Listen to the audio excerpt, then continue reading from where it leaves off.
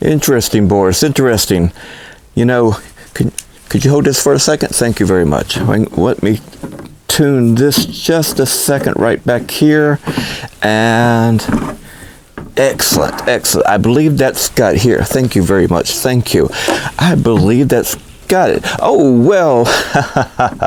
Hello, everyone. Greetings and welcome to Monster Movie Night. I'm your internet horror host, Bobby Gammonster, along with my co-host, Boris T. Buzzard. You caught us in a moment of, tinkering, I guess you could say, on our old internet-haunted TV. Just got to get it just right so that we can tune into those wonderful old classics. Speaking of which, tonight, dear fiends, tonight we have a double feature of Bela Lugosi films. Not only will you get a double dose of Bela, but a triple dose. What do you mean by that, you may ask? Well, what I mean by that is our first feature tonight is called Murder by Television. And in that particular film, our dear Bela is playing not only one character, but two. He's playing a twin. I wonder. It's also a mystery science fiction type film made in 1935. Now, the title itself, Murder by Television, should tell it all, but in 1935, television hadn't quite come out like it is nowadays. It didn't take until the 1950s thereabouts before it actually got commercialized and all the stuff that started us to what we have now with this internet television. Anyway, we've got the old haunted TV going, so let's get started to tonight's first feature, Murder by Television. Let's see if we can tune into it. I'm coming for you. I'll come and get you. Let me out! Let me out! I've been watching you.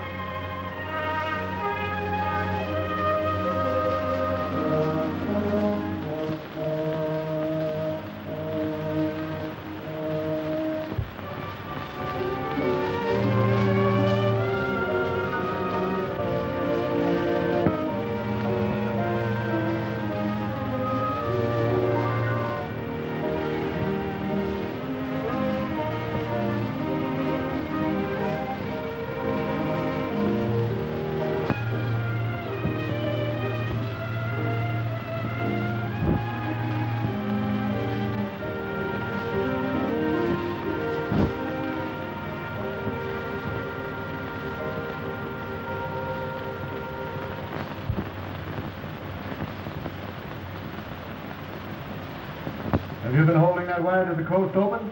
Yes, sir. San Francisco's ready. Go ahead. Hello, Frisco. Hammond talking. Yes, Mr. Hammond. This is Walt. Were you able to pick up Professor Howland's test? Yes, sir. The reception was marvelous. The images were much clearer than we've ever been able to televise. It came through on the micro shortwave and was using about 289. All right, thanks. Goodbye. This should convince you we've got to fight to maintain our position with any weapons we can utilize. We're caught out on a limb, but we're going to fight for what we've got, and more.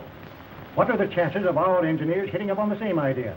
Remember, He hasn't even protected himself with patents. We knew that when we offered him $5 million for the rights to his discovery. This latest invention of Howell's is what we've all been afraid of. We're coming out on top, but we may have to prescribe a drastic cure for... Did you send for me? Yeah. Come right in, Grayson. Gentlemen, good afternoon. How do you do? Cigar? Thanks. You realize it's possible for a man of experience with brains and ambition to go far in this business? Well, I've got the ambition. We've got to be ready for any eventuality. One jump ahead of the other. We've picked you for a definite job. It's worth almost anything to this company that you make it worth. You can be valuable, a supremely valuable man. And valuable men receive their just rewards on earth, not in... Certainly. From now on, you become a sort of employee at large. Understand? Yes, perfectly. You're interested in getting... The less we know of the details of what you're doing, the better. We want results. 2 old-fashioned cocktails, darling, please. And 1 dry martini for Dr. Schofield. And be sure it's very, very dry. Hello, Schofield. Hello. Oh, I'm sorry I missed you yesterday. We docked last Saturday, but I had to run on to Washington for a few days.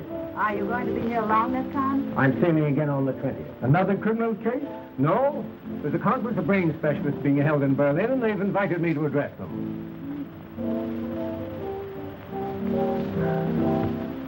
It's weird, the way you can diagnose a living brain. All the credit should go to men like Jim, who devote their time and money to develop the devices we use. We may invent things, but when you fellows get hold of them, you use them for an entirely different purpose. No sense you're trying to hide your light under a barrel. All Europe's wondering what this latest development of yours is going to do to television. That reminds me, dear. Here's a wire I just received. They picked up the test in Vancouver perfectly. Oh, that's wonderful. Wonderful. Congratulations.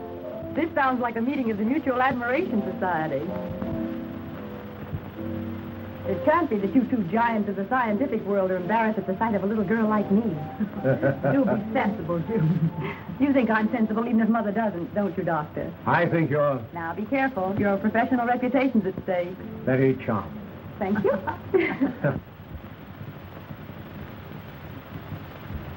But Howland must realize that when he begins televising a regular schedule, he's liable to run into difficulties.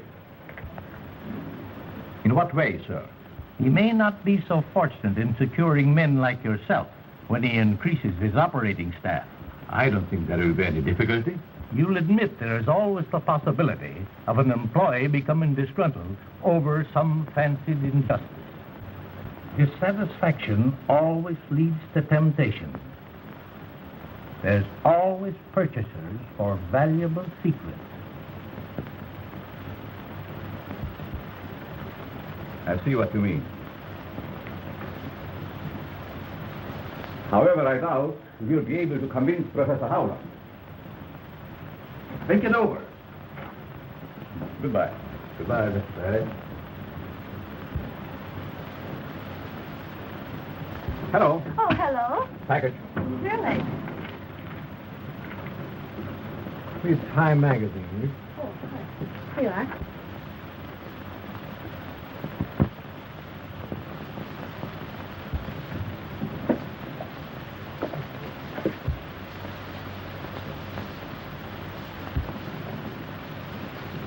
Yes, sir.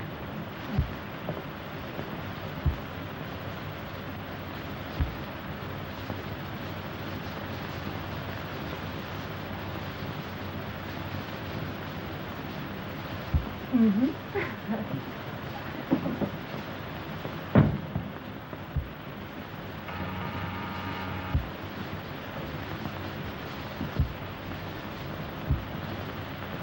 Mr. Perry is back and wishes to see you. Have him come right in. Yes, Mr. York.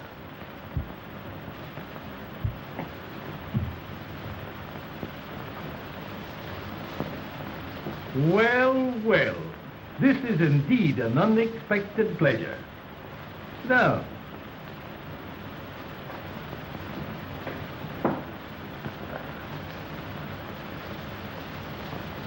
been doing a little thinking? Yes. You weren't able to convince Howland. No, but I thought maybe we could, Talk things over yes, and come to an understanding? perhaps. Would $100,000 be any inducement?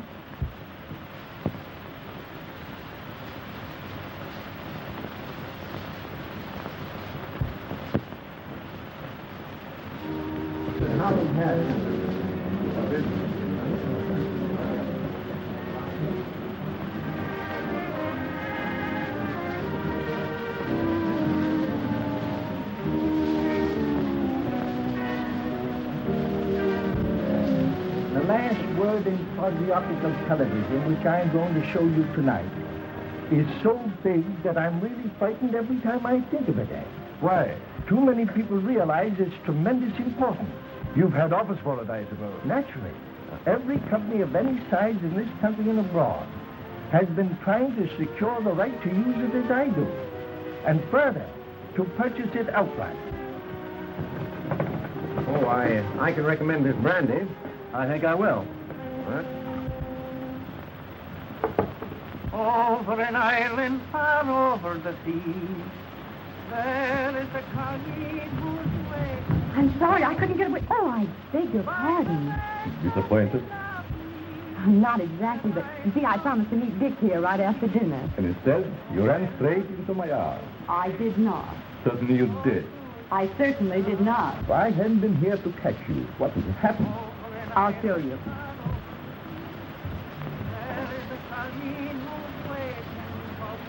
I would have been strolling sedately along, admiring the beautiful view and the wonderful moon. It is nice out here tonight, isn't it? Lovely. Over an island far over the sea, there is a collie whose way... Here I am, Dick, over here. Oh. By the legs of the valley that I love... I came out for a breath of air, and June Now, almost... don't go telling tales out of school. Well, she did seem a little jumpy when she saw me. Are you nervous, dear? Not exactly. But I have kind of a funny feeling here. My heart doesn't want to stay where it belongs. It keeps going flippity-flop. I guess the excitement was too much for you. Well, we still have time for a short walk. Harry, will you join us? I'd like to, but there are still a few things I have to do before we go on the air. Some other time, perhaps. Well, I used to swear, but I expect to be back within a couple of months. I think you understand another reason. Very, very interesting, isn't it? Sorry, Missy. Thumb's all fingers. It doesn't matter, Arlen. It's all right. When wine is filled with accident, steps of disaster hasten. Stop that nonsense. Pick up that glass before someone is really injured. No matter what happens, Arling always has a proverb. But I'm not a bit superstitious, but it does give one a rather creepy feeling. Oh, don't pay any attention to Arling. He has a mania for quoting Confucius. And Charlie Chan. You know Charlie. Clever, these Chinese. No way for me. By the legs of the valley that I love so dear. Good evening. Good evening. Why, Mr. Grayson, I didn't recognize you. How are you, sir? Present, how are you? Fine, sir, fine. Can't you see, June, that the chance we've both been waiting for? Does your promotion depend entirely upon Father? Well, if your father would only... I think I'll have to go in. All right. I'll do it myself. Even you, as the chief of police, will have to admit that your methods are obsolete. That may be, Jim. But we seem to get along pretty well as it is with our radio teletype system. Suppose you had instant pictures at your command showing every move a criminal you are tracing makes. If you can do that, I can't understand why the government isn't interested. Government officials will be watching tonight, not only in Washington, but in widely separated points throughout the country. I'll admit it should be of great interest to them. After the broadcast, I have a greater surprise. A further development which you will hardly believe until you see it. You make me very curious. It is my hope to be able to prove that television is the greatest step forward we have yet made in the preservation of humanity. It will make of this earth a paradise we've always visioned, but have never seen. With humble pardon, sir. Man named Mendoza say he must see. Him no take no for answer. Mendoza? Our gentleman is in the reception room. Thanks, Arling. You'll pardon me, won't you? Certainly. Harry? There's a gentleman here named Mendoza. Do you happen to recall him? No, sir. Shall I see him for you? That's not necessary. I'll talk to him for a few moments. It's nearly 8. I'll flash you from the laboratory when I'm ready. Mr. Howland? Yes? I am sorry to interrupt at a time like this. I represent a group of men that are very anxious to purchase your invention. I'm sorry, Mr. Mendoza. It is not for sale. They are prepared to pay anything you ask. I'm not asking anything. In that case, Mr. Howland, I must insist that you do not go ahead with the demonstration you are planning this evening. Just whom do you represent? I am not at liberty to tell you, but I assure you they are a very powerful group. Then there's nothing more to be said. Good night, sir. Good night.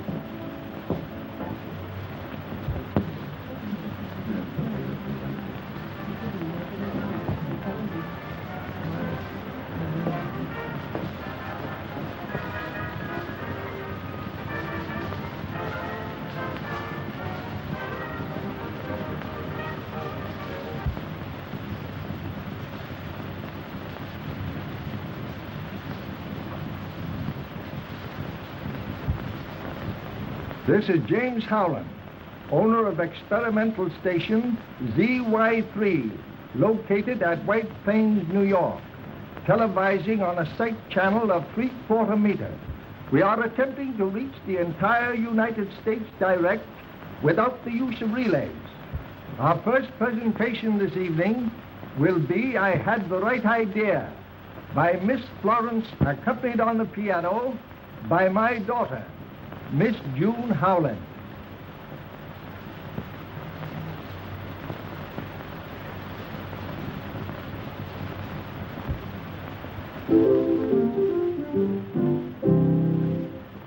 I had the right idea when I picked this night. The moonlight is perfect, the stars in the sky simply sparkle and dance, just like the love in your eyes. I had the right idea when I picked this night. The air feels as though it is filled with the glow.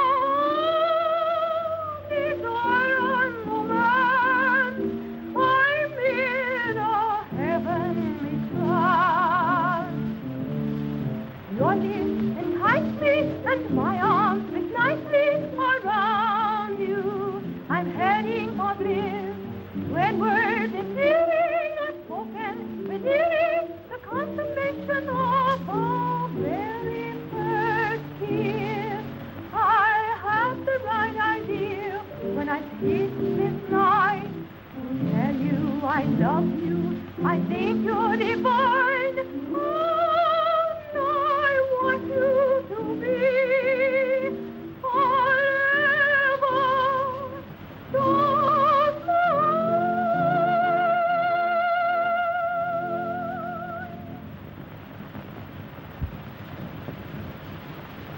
The few of us who are fortunate enough to have television sets have used them merely as a novelty.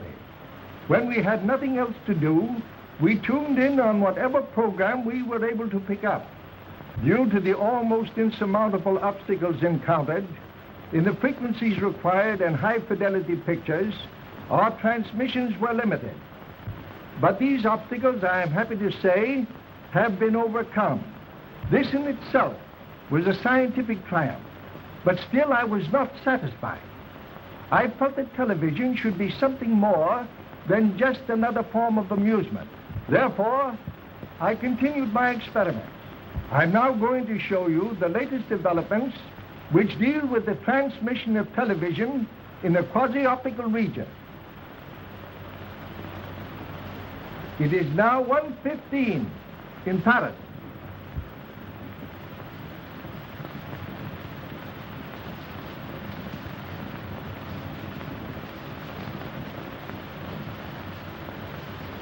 Wouldn't you like to see what's taking place in dear old London?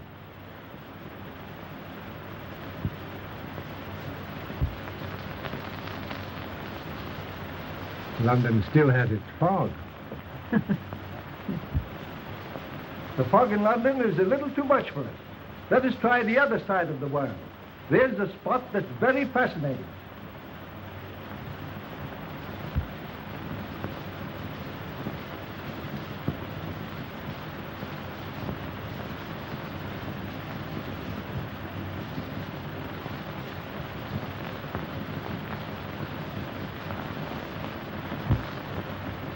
I just remembered a phone call I should have made. Do you mind? Certainly not.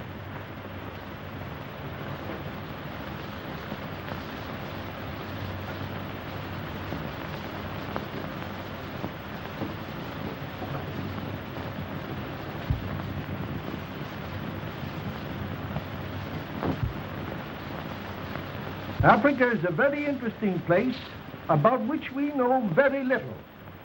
The natives of Africa years ago were indirectly the cause of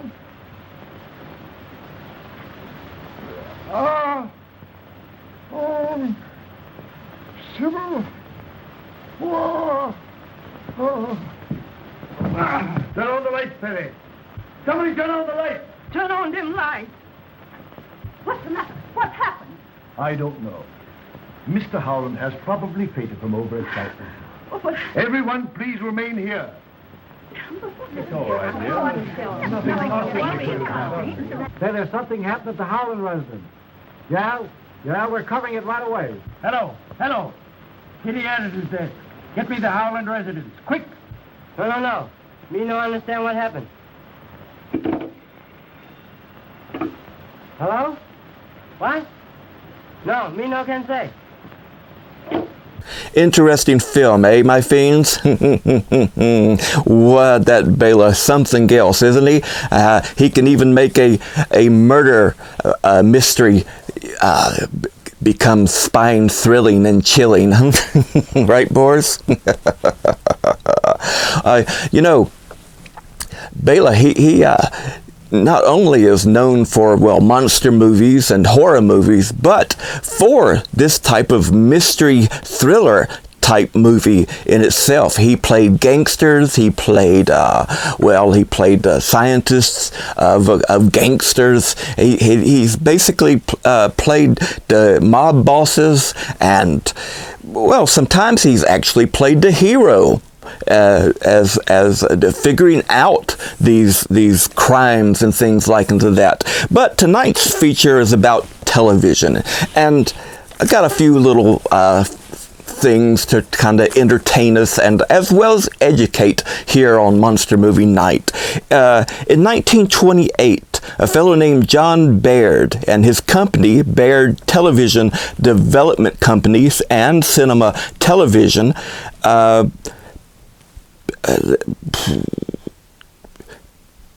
basically broadcasted the first transatlantic TV signal between London and New York, and the first shore-to-ship transmission. And then, not long after that, the BBC got their own, well, television station, and as we well know that the BBC has brought many wonderful films we've played here, like some of the Hammer and the Amicus films, right, Boris?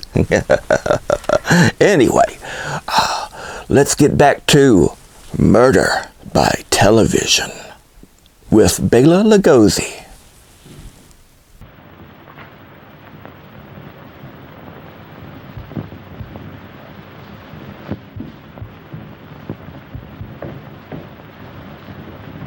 What's wrong?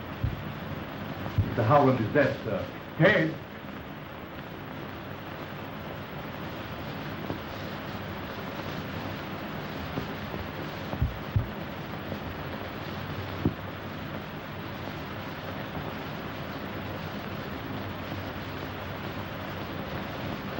When did you leave the drawing room? During the televising of China. It seemed to be out of focus. I thought something was wrong in the laboratory. Something was. Is that thing still turned on? No. Who shut it off? I don't know. Did the watchman let you up here? I didn't see him. You sure? Of course.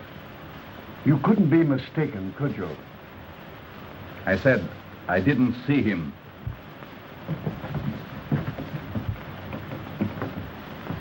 It would be better if you didn't. Come, Mother.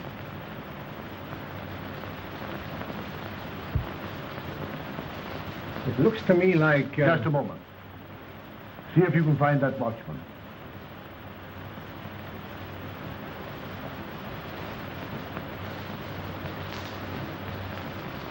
Now, Doctor. The last thing I want to do is thrust a murder on you, Nelson. But this certainly looks like it to me. You believe that the blow on the head caused his death? At the moment, I'd be inclined to say that it did. What's that you have there?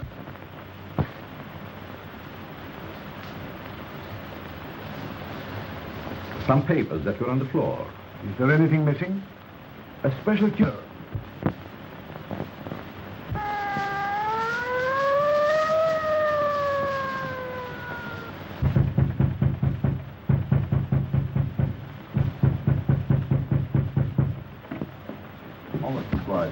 Hello, Chief. Hello, boys.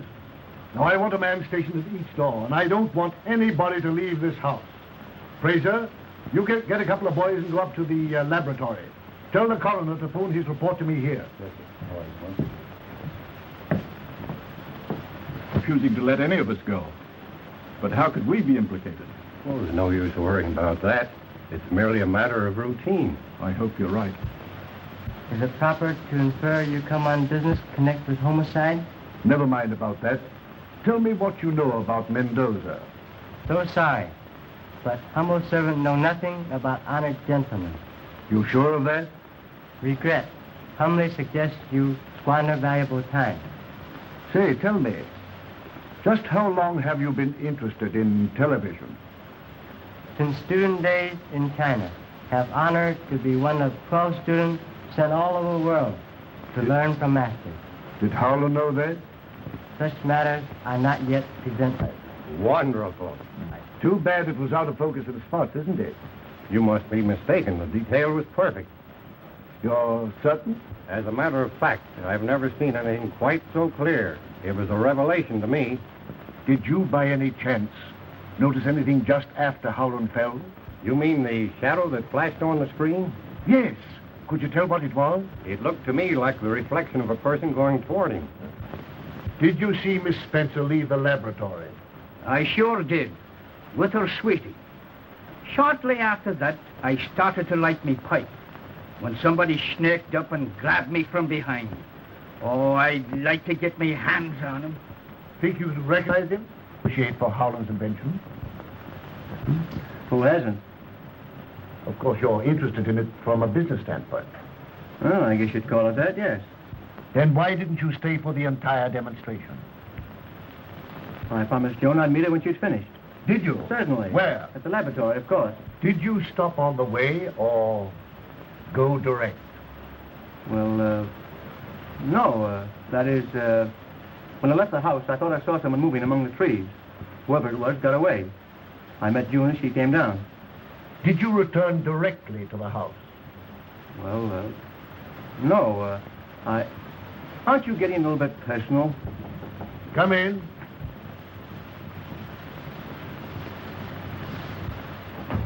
Did you all want to see me, Mr. Chief? Yes. All right, Grayson, I'll want to talk to you a little later. There's nothing to be nervous about, Isabella. That's what you think, sir. But you ain't been listening to Chinese death and disaster symbols since Mr. Howland died. All this excitement ain't too much for my heart. That's what I want to talk to you about. Mahal? No. I didn't have nothing to do with it, honest, I didn't. I'm sure you didn't. But did you see anybody come through the kitchen earlier tonight? I didn't see a soul. Were you there all the time? No, sir, I wasn't. Where were you? I was peeping in at the pictures. Well, if anybody went through the kitchen, you'd have seen them, wouldn't you? No, sir, I wouldn't. Why not? I wasn't there all the time. If you weren't in the kitchen and you weren't in the drawing room, for goodness sake, where were you? I was... Where were you? Oh, Mr. Chief, please.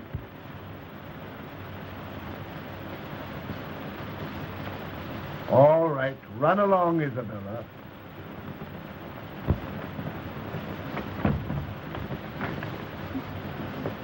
Is my face red?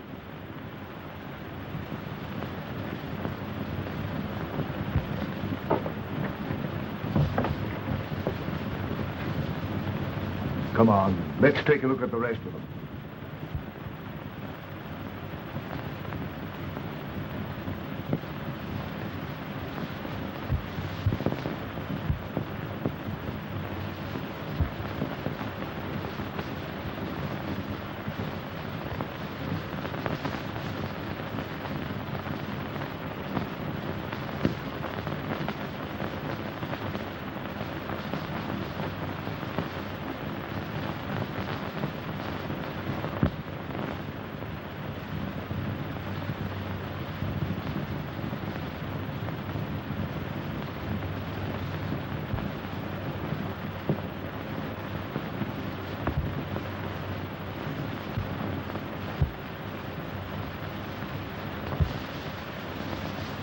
Seems to be the center of attraction.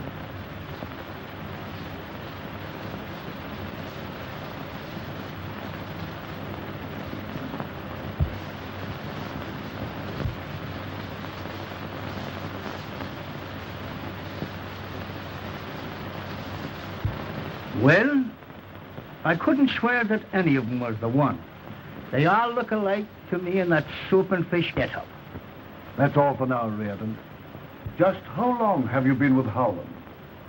I should say, let's see, about 7 months. How important a factor is the tube you said was missing from the television set? It's the most vital part of the hookup. Could it be duplicated? I doubt it. Mr. Howland designed it himself. Without his drawings, I'm sure it would be impossible. That's all for now. By the way, Doctor, did you see anything that looked like a figure going across the screen just after Howland collapsed? Sorry, I didn't. I was phoning at the time. Phoning? Yes, I called my office, but no one answered. That makes 3 people that were out of the room. Of course, you didn't leave the premises. I know what you're thinking, but you're wrong. Neither Perry nor Grayson had anything to do with this. Doctor, I'm sure Howland was murdered right before my eyes. I don't know how or by whom. But to me, everyone's guilty until he proves himself innocent. You shouldn't champion anyone. You know, I'm liable to get the idea that you know who did it. How do I know, Chief, that you didn't? Oh.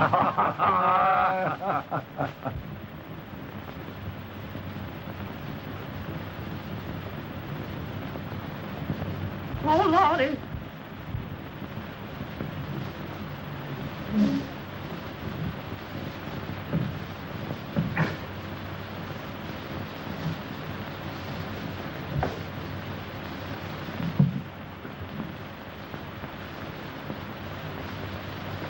This is Mommy. Wait a minute. Let's go. Hold that knife, boy. This is Mommy. I know, but I got... Show you. I got my business to tend to here. Wait a minute. If you'll put that toad sticker up, you won't need it. There's more than one way to skin a cat. Say, sister, if you stop shimmying, I'll just slide by. Postman no early first. Postman takes all out. Oh, wait a minute. Out you go. Wait, you go. Out you go, honey. Out you go, honey. I got business. But I told you I got business here. Him great Charlie Tan say, The matter is settled. Kindly omit surprised feelings. We sure been down. Where's Mr. Nelson? Why, I don't know. Would you mind trying to find him? Father's safe has been burglarized. You'd better notify him yourself. Anything new, Nelson? Mother would like to see you at once, Mr. Nelson. Father's room has been broken into.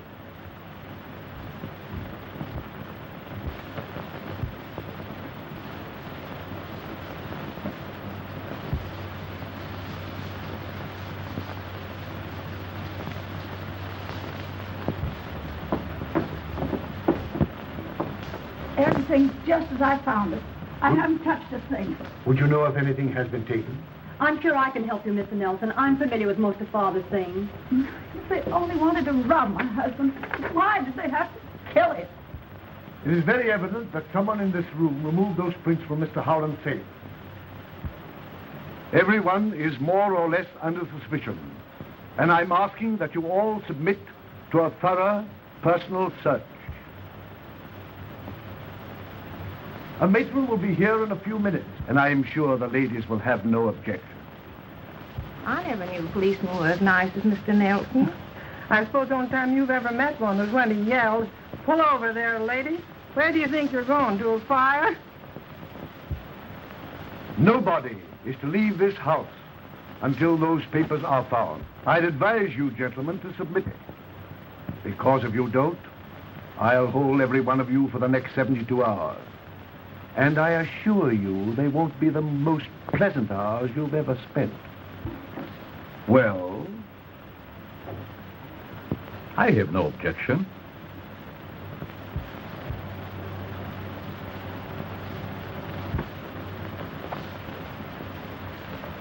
The more I think of it, the more positive I am that this thing rests between two persons. Perry and Grayson? Yes. They both have motives, and they're the only ones that have. They were both out on the grounds when Howland was murdered, but neither can prove where he was.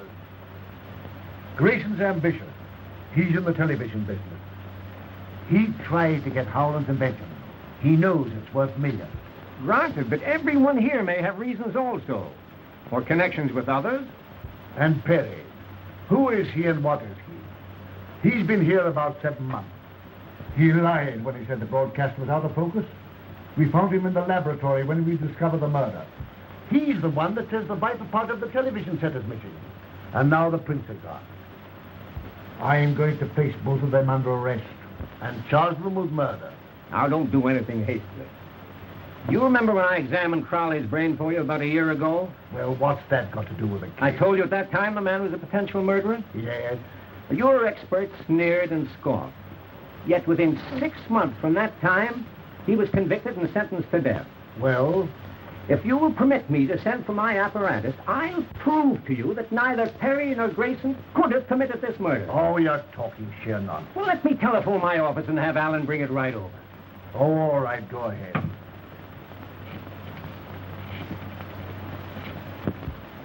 You'll notice the nerve centers are invested by 3 membranes, which lie between them and the bones that form the walls of the cranial cavity and spinal cord. Yes?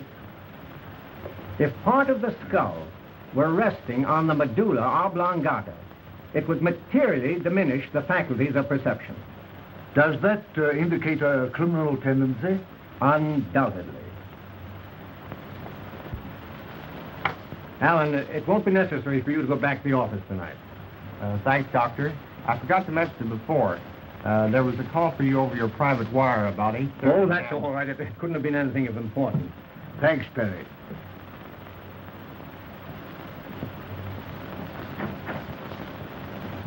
Have I convinced you, Nelson? Well, I don't know. Perhaps you have. Then you agree with me that neither of these men are guilty.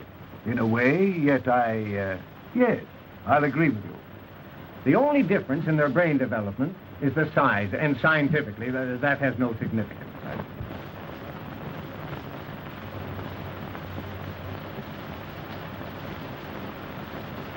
Pauling, scotch and soda.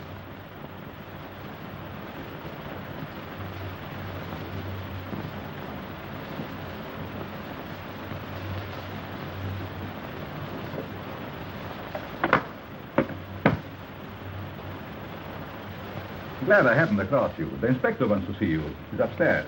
Oh, thanks. Well, I wonder what he wants this time. He wouldn't say.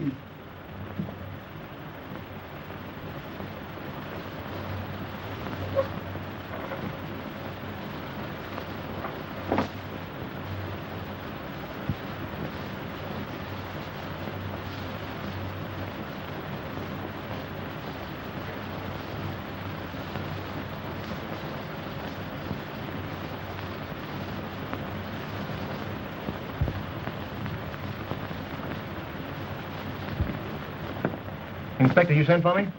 Huh? No. Well, he... Funny. We're getting a little close in here. Yes, it is rather warm. Where are you going? Out for a little air. Sorry.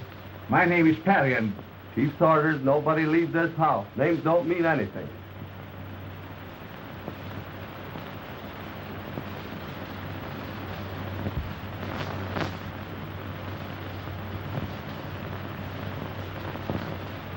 I keep telling you, I got business here, and I don't want to be roughed up like this. I tell you, I wouldn't come in to do. I told you I got business. I keep telling you I got business here. Can't you understand? That guy, I don't know how he gets in, but he's giving us a lot of trouble.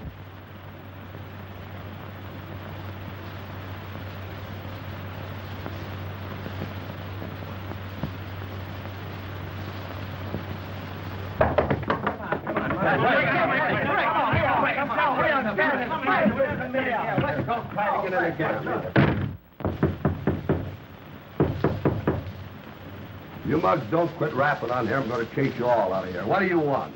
My name's Jordan. Chief Nelson sent for me. Okay, that's right. Go ahead. That's right, Coroner. Call me here as soon as you made an examination. Okay. I'm Jordan. Don Jordan. Of the International Television Corporation? Yes. You seem to be very concerned about Howland's death. I was watching his broadcast. When he collapsed, I telephoned here but couldn't get any information. So I telephoned headquarters. Well? I want to know if he died from natural causes or if he was... Murdered? Yes. And if he was? I think I know who did it. Suppose you tell me he was murdered. Howland had an invention which we were all more or less interested in, and... Never mind the preliminaries. Get to the point. Well, it's rather difficult, but I'll try. A certain party came to me. Who was it? A man by the name of... Who? Perry. Go ahead. What else? During our conversation, I made him an offer of a substantial sum if he would use his, that is, his influence with Howland in our behalf. What do you mean by a substantial sum? $100,000. As a bribe? Absolutely not. The money was offered as a gesture of goodwill. If we had someone on the inside, we stood a better chance than the others. We'll see what Perry has to say about this.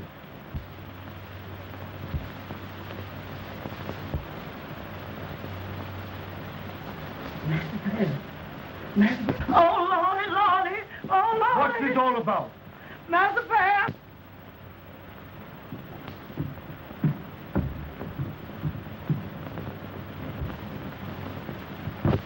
He's the man came to my office. You sure? Positive. I wonder who could have done it. It's a mystery to me. That am Arlene's knife. It was stuck away in the corner of the bedroom. This is yours, isn't it? Yes. The knife belonged to me. Then why did you kill Perry? Mr. Perry is a very good friend. Chinese do not repay friendship with death. You're lying. You know you killed him.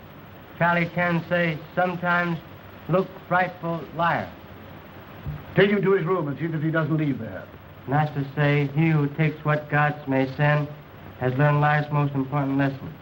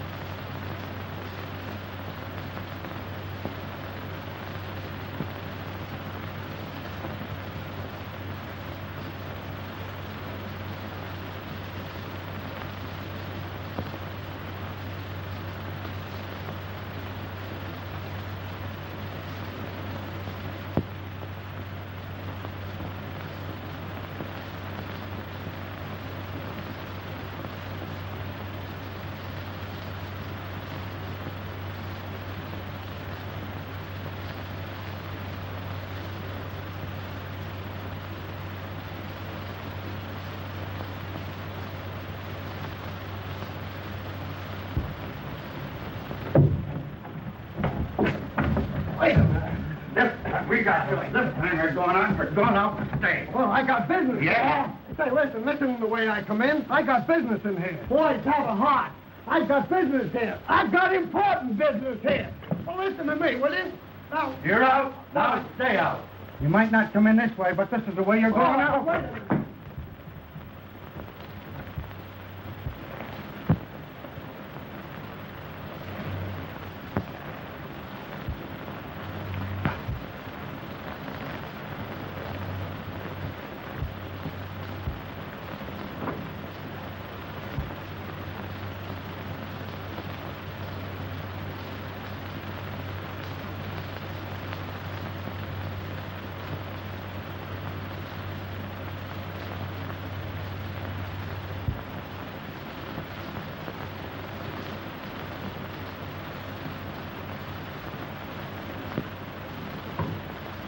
No, thank you. Mr. Nelson, I know it sounds perfectly silly, but I just saw Perry. Why? That's impossible. Now, dear, you're naturally upset and nervous. That doesn't alter the fact that I saw him. Don't you think you'd better take something to quiet your nerves? June, where'd you see him? In the upper hallway. Oh, Lordy, Lord, I done seen a ghost. Oh, I done seen a ghost. I know I seen a ghost. Oh, Lordy, Lordy, I know I seen a ghost. I know I saw a ghost. Oh, Lordy, damn that ghost again. Did that ever come alive? Mister, don't let him touch me. Be sensible, Isabella. He's not a ghost. What does this mean, Perry? I'm sorry, Chief, that I wasn't able to take you into my confidence before.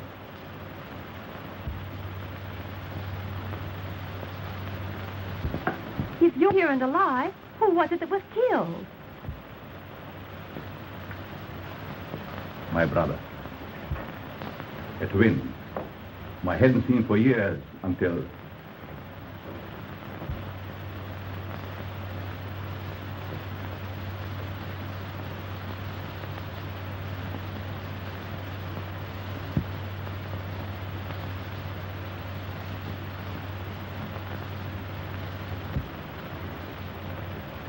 That him all things nice. It's tucked away in the corner of the bedroom. This is yours, isn't it? Yes, knife belonged to me. Then why did you kill Perry? Mr. Perry is very good friend. Chinese do not repay friendship with death. You're lying. You know you killed him. And being at a loss to know how he was mixed up in the affair, I refrained from making his identity known until I was able to make a further investigation. Perhaps I can clear that up for you. This afternoon, your brother represented himself as you to Jordan of the Radio Television Company. Represented himself as me? Yes. And do you know what took place between them? He was offered a substantial sum to secure the drawings of Howland's process. That explains it. Explains what? Posing as me, it was very simple for him to gain admittance here and have access to every part of the house. Then he must have stolen the print. Yes. Tim Perry, take envelope from cigarette box on table. When was that? Just after you send me after whiskey and soda. Then it must have been your brother who sent me on the wild goose chase after the inspector. When? Just before he was found dead. There were no papers found on the body. Who was in this room when the documents were taken? No one. Just me and you. Door open, but no one come in. What door? That door. Were you still in the study at that time, Chief? I believe I was. Anyone with you? Now, let me see. That was just before Jordan came in. Undoubtedly. This is what took place. Thanks. I wonder what he wants now. He wouldn't say.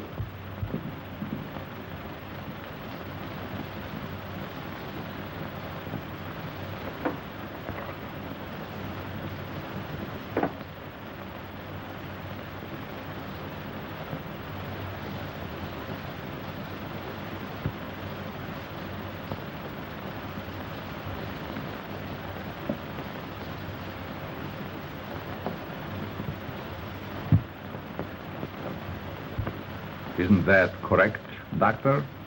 Yes, I did see you, or rather, as you say, your brother take the papers.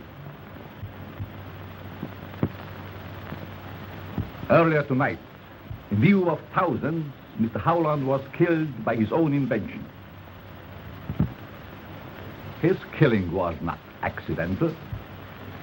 It was a deliberately conceived, cold-blooded execution, cleverly maneuvered, so as to give the murderer a perfect alibi. Little did Professor Howland realize the surprise he promised you would aid in discovering his murderer. Tonight, a permanent record of everything televised was made on film. Now you're going to see part of that record. Many of you, no doubt, have seen or heard the radio demonstration of starting an automobile motor by voice vibrations. This is not a difficult thing to do. In this instance, the murderer used sound instead of voice. At exactly 8:29, Dr. Schofield made a telephone call from this house to his office.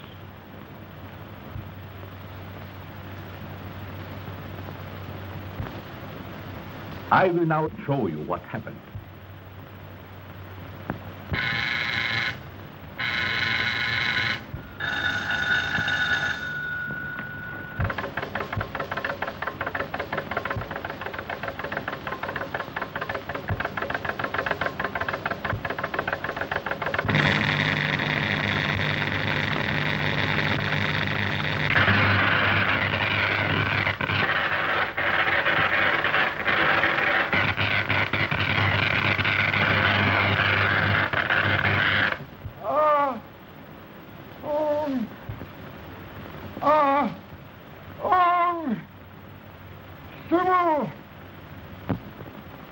The light that you just saw envelop Professor Howland caused his death.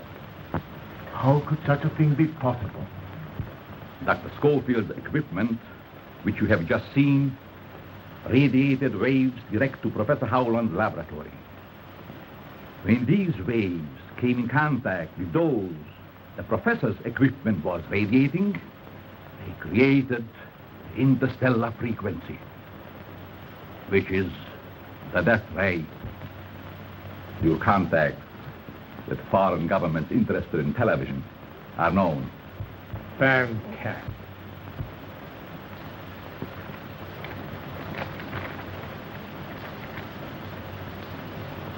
Do you recognize this?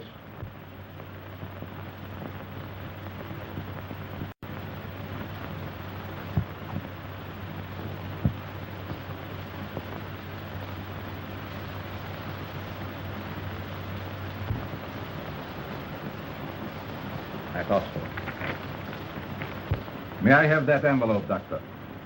I'm sorry I can't accommodate you.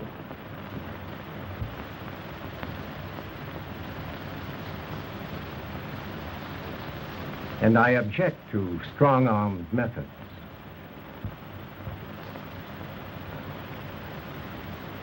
Perhaps you would like to have a look at this.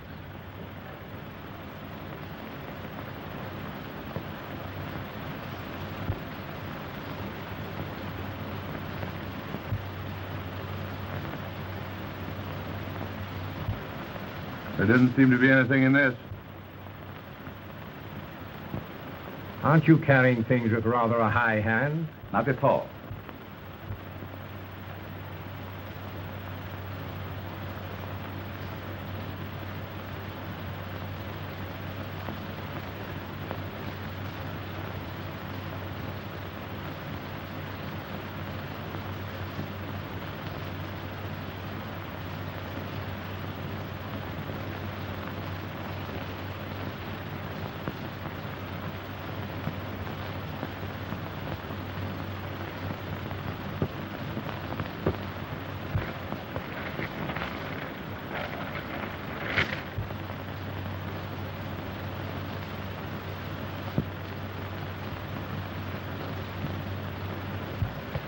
You nearly succeeded in accomplishing the impossible, a perfect murder. But in your eagerness to prove that neither Grayson nor I could have killed Mr. Howland, you telephoned your office forgetting that just previously you had said there was no one there. Perhaps it was another number that I called and didn't care to mention it. Trying to be evasive, Doctor, won't help. Because your assistant let slip that your private phone rang about the same time when Howland was killed. That led me to investigate. When you saw the very thing in another's possession for which you had committed murder, you took a dagger from Arlene's room and followed my brother. You killed him, believing the suspicion the knife would cast on the houseboy would let you get away without any difficulty.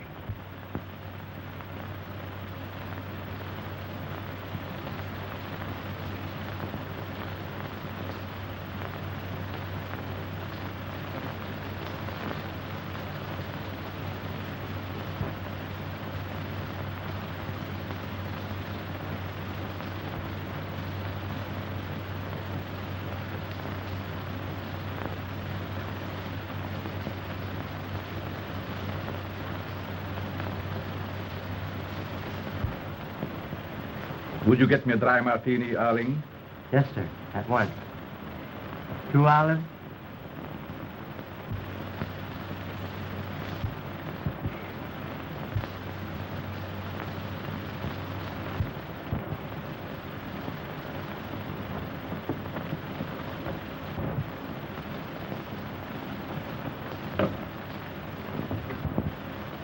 As Arling would say, even though the eyes may see, the mind will not believe.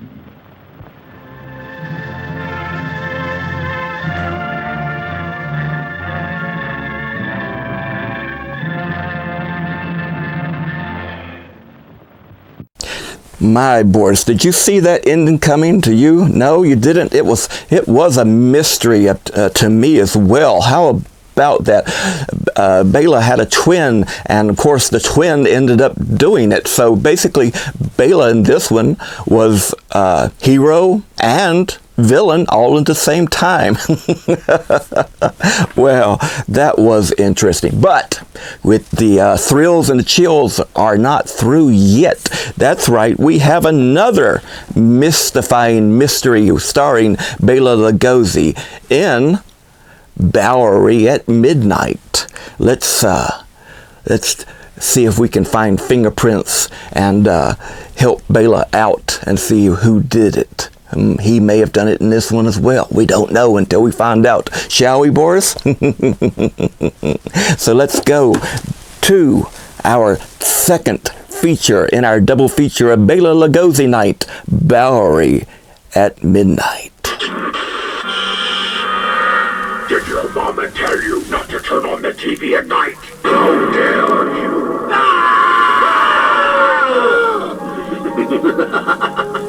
I've been watching you.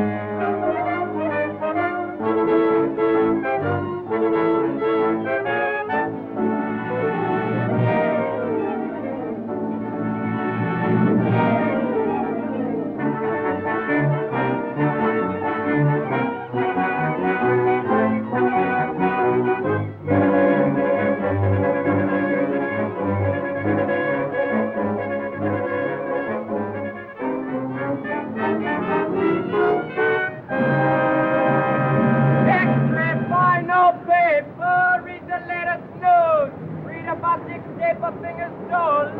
Paper, Mr. X-ray, fine, no paper. Read all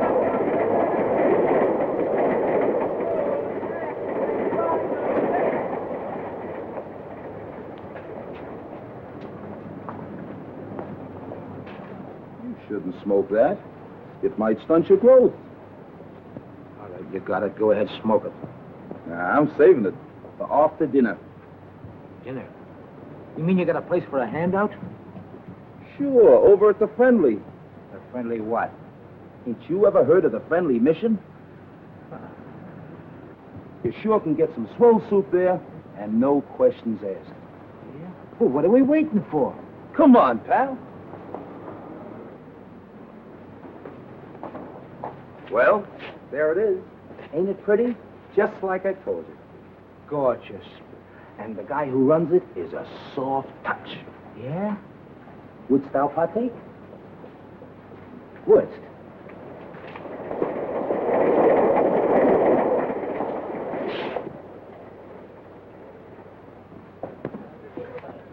See the guy handing out the soup?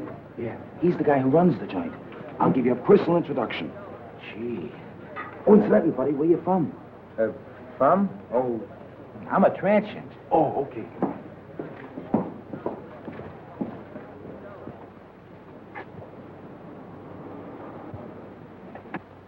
Good evening. I see you brought a needy friend with you tonight. Yeah, he's a pedestrian from Pittsburgh. You're very welcome, my friend. Here you find food for your body, as well as comfort for your troubled mind. Yeah, but could I have some soup? Of course, my friend. What happened to your hand?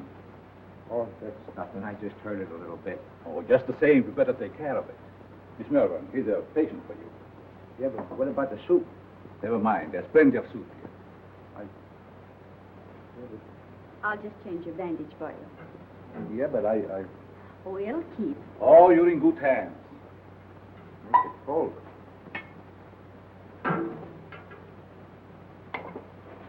Take a bowl of that soup if you don't mind. Certainly. Just be seated.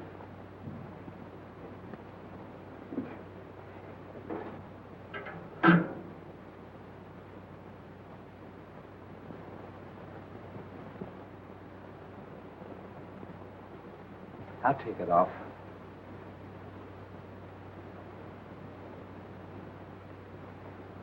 Gee, the guy that runs this place sure is one swell guy. Yes, he is.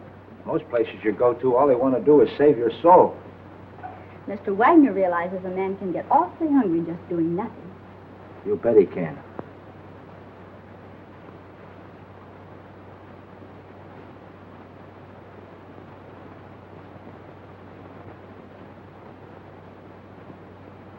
Have another bowl? No, thanks. Then what about a smoke? A nice cigar. Thanks. Come on, my friend. Follow me.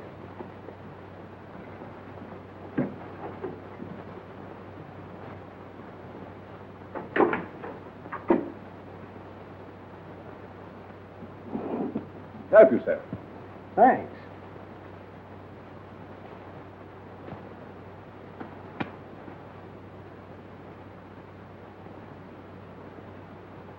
Real Havana. I hope you enjoy it. Fingers? Fingers. I'm sorry, mister. You must think I'm somebody else. Oh, no, I don't. I have known you and your work for a long time. I tell you, you've got me pegged wrong. You got your wires crossed. I don't think so. Don't worry. I'm your friend.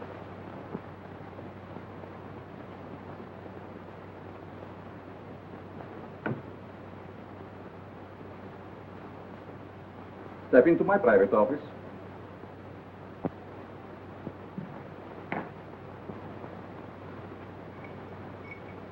I want to show you something very interesting.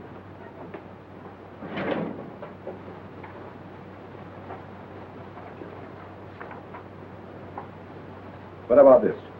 Hey, that's me. What are you doing with this? Never mind. So you are Fingers Dolan. All right, so you know me. What's the gimmick? It must have been very hard on you to be inactive for such a long time.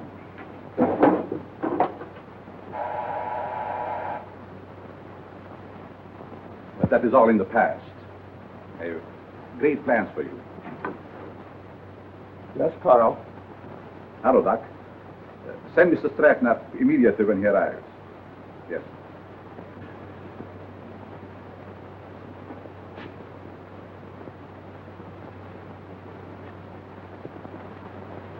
Sit down.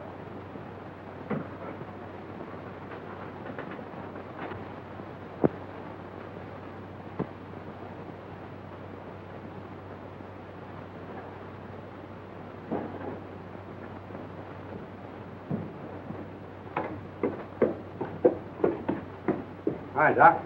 The boss is waiting for you, Stratton. Did you bring my package? Where is it? No, I forgot to pick it up. But you promised me. I gotta have it. Oh, lay off, you rum-dum.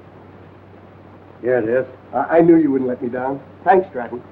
Thanks for what? That stuff is slow death. No, it isn't. I'm a doctor. I know. Doctor, my eye. I wouldn't let you treat a good case of dandruff.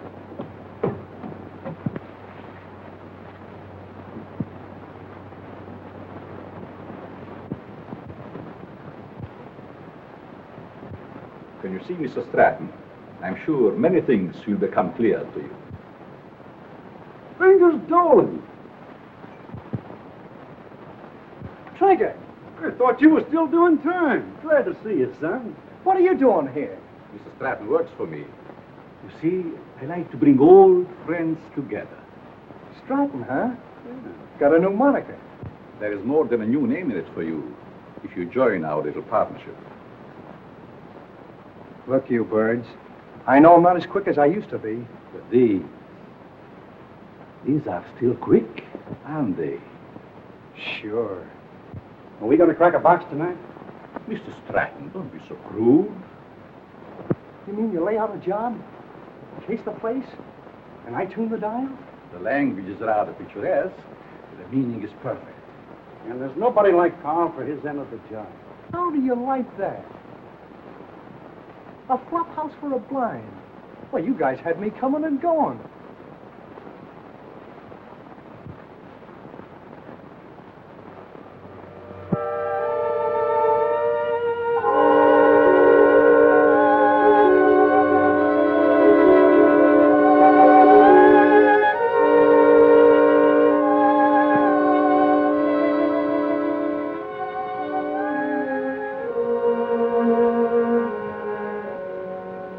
That's got it. Good work, Fingers. For a minute, I thought I lost the magic touch.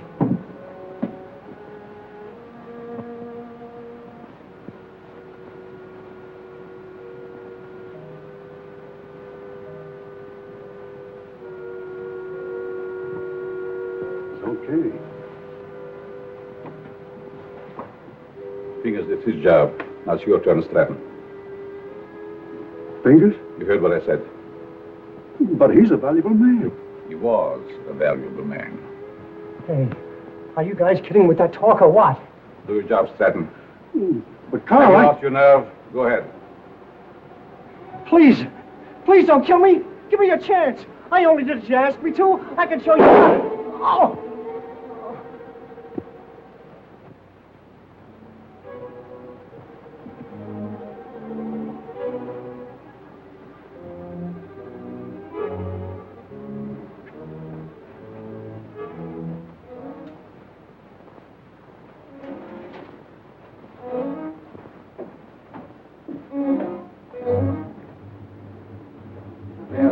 Doc. How did it go? Did you have any trouble? No trouble at all. Everything was perfect. You act like there's something bothering you. Didn't you get a big haul? I told you everything was perfect. We got a swell haul. I still say there's something bothering you. Is it that new man, Fingers? No. Fingers won't bother anybody anymore. You mean to say he got rid of him without letting me have the body? He can't do that to me. He promised me. It seems he can do anything he pleases. Didn't you get a big enough cut in this last job? I'm not griping about the cut. You know, Doc, that Fingers was a good man. What's to stop him from getting rid of us in the same way? Carl wouldn't do that. He's our friend. Maybe your friend. Me? I'm getting fed up.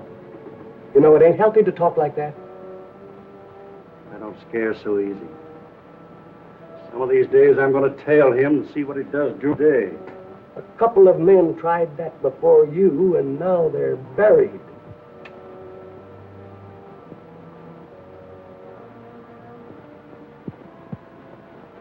Breakfast, little boy.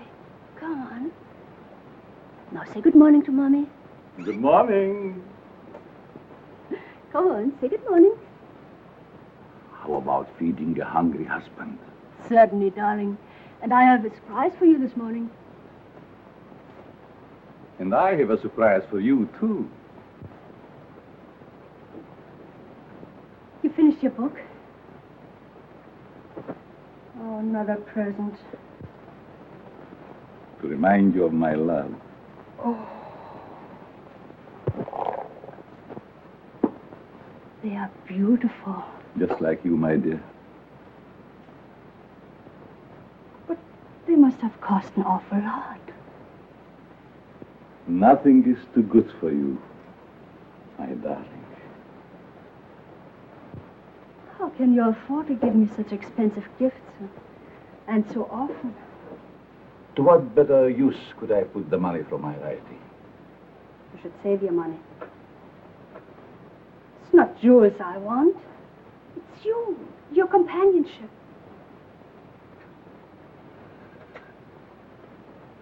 Frederick, I get so lonesome at times. Why do you have to stay away from me night after night?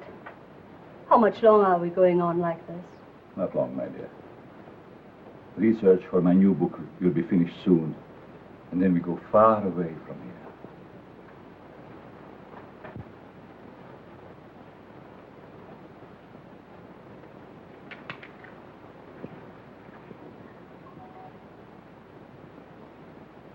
Good morning, Miss Pierce. Good morning. Good morning. There's nothing more invigorating than a nice, cool drink of fresh mountain spring water. Mr. Atlas, every morning for 3 years you start out with the same stimulating conversation. Sometimes I think I'll scream.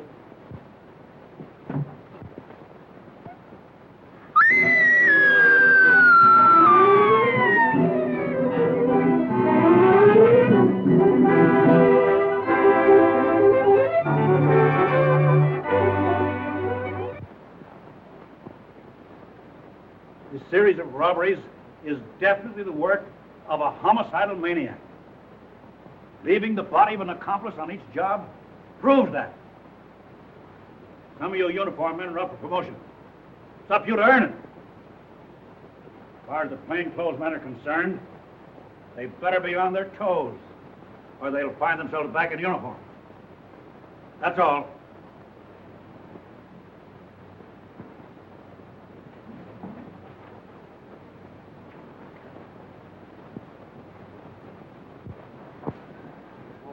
Mac was sure letting off steam, wasn't he? You ever see an Irishman that didn't?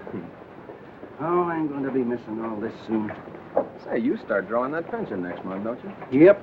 I kind of hate to retire, but of course it'll be nice being home without those kids yelling cheese at the cat. Kids. How I love them. You know, Mark, someday I'm going to have a dozen. Yeah? Well, you know you have to get married first, don't you? I am if I ever get that promotion. You will, son. You'll be a detective before you know it. When that happens, I'm going to buy a little place in the country just like yours. Work in the garden. Yeah? Well, you know, you've no idea how being a detective will help you catch them gophers. Be seeing you, Peter. So long, Mark.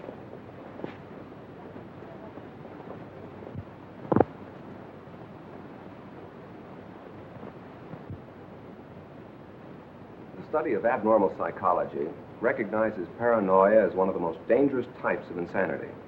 Perhaps Mr. Dennison can inform the class why paranoia is so dangerous. Well, the patient suffers from delusions of grandeur. He thinks he's very important, way above those around him. He has a superiority complex. Is that all? No, it's also coupled with a persecution mania, caused by an intense feeling that everyone's against him. So far, you're correct. But you haven't explained why such cases are dangerous. Well, I guess it's because he acts logically. If you didn't study him, you wouldn't know he was maladjusted. And he doesn't hesitate to use force to assert his personality. This leads to an antisocial conduct. Then, Mr. Dennison, I take it you imply they might even enjoy a life of crime? Eat? How about a nice corned beef sandwich? Well, that's the deal, but this time the treat's on me. Goldberg's? Goldberg's it is.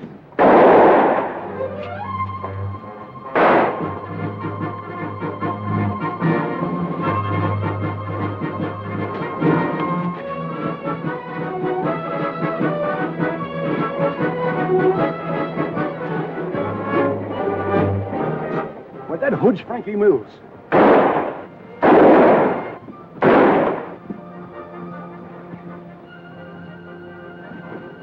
Don't mind me, Pete.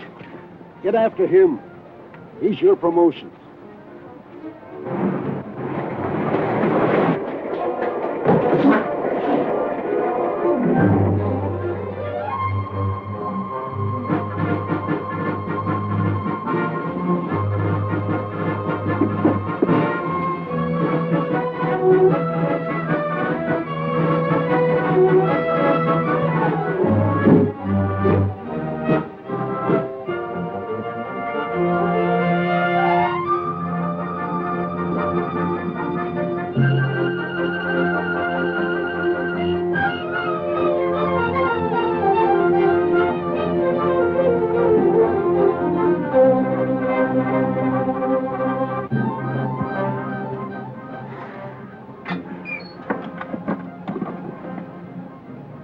Hello, this is Sergeant Crawford. Give me Captain Mitchell right away.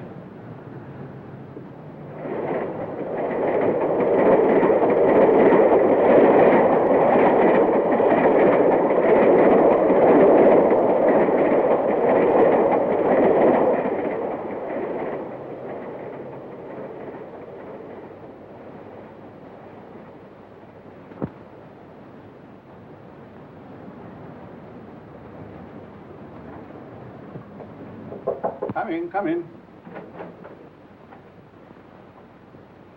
I'm sorry, Mr. Wagner. I didn't mean to disturb you. Oh, you never disturb me.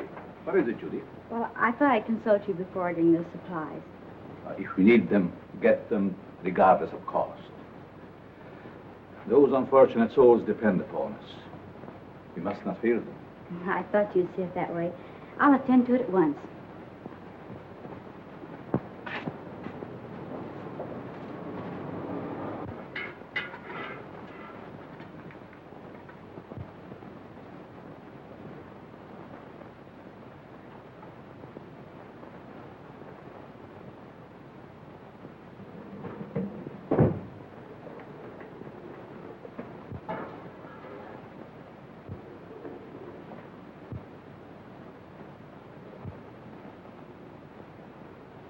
You'd better let me take care of that for you.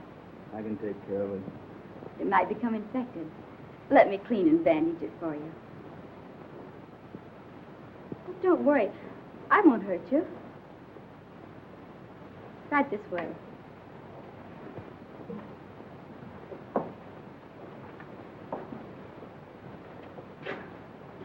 Come on.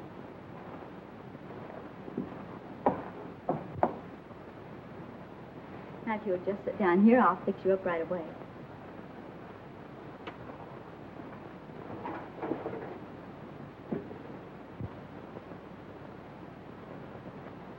How did this happen? The guy sliced me with a knife. He tried to take my dough. That's too bad.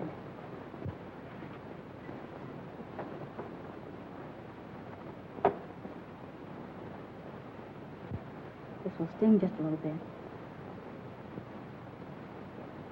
There, that didn't hurt much, did it? It don't hurt at all, Lily. Very well. Let me know when he gets here.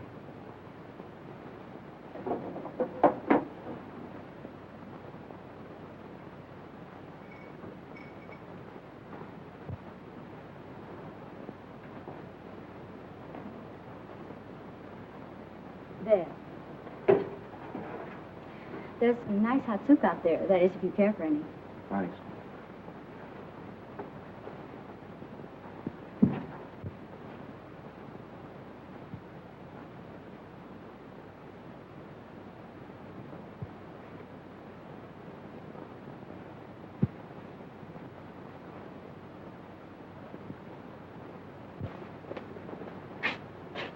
Will you and Joe take a look in the pool hall?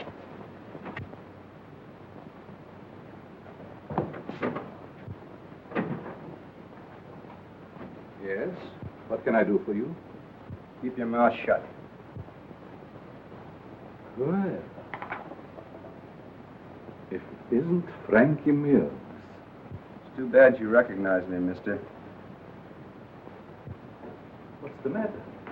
Are the police after you? Yeah. And you better not do anything to upset this baby. Don't worry. I will not betray you. Yes? Who is there? Open up. Just a moment, please. I'm safe inside here.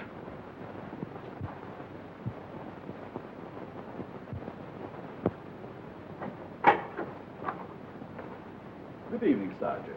You make a habit of keeping this door locked? Oh, just a precaution. You see, otherwise my guests would be all over the place. Is there something wrong? Yes, there's a dangerous killer loose somewhere in the neighborhood. Really? We've got orders to search all these Bowery places.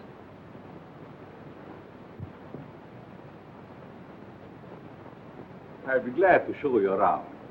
What's up there? Just a dormitory. A couple of you boys see what you can find upstairs.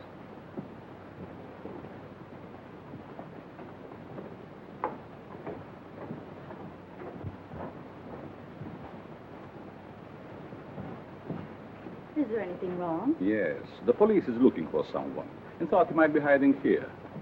He's a young fellow by the name of Frankie Mills. About 23 years old, medium height and dark hair. Baby face. Why, a man of that description was here a few minutes ago. He was? Are you sure? I'm positive. I bandaged his injured wrist. Where did he go? If he isn't out there, I guess he must have gone. Thank you. No sign of him up there. You folks keep your eyes open. If you see him again, notify police headquarters immediately. Certainly. I'd be happy to cooperate with the police. All right, boys.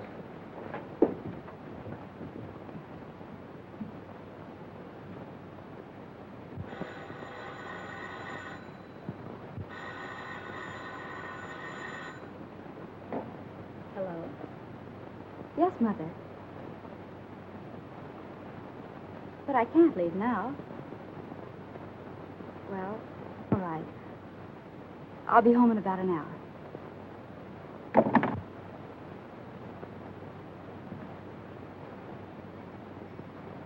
You can relax now. Your friends are gone. Who are you? What are you soft-soaping me for? Because I have a proposition that I think you will like. Let's hear it.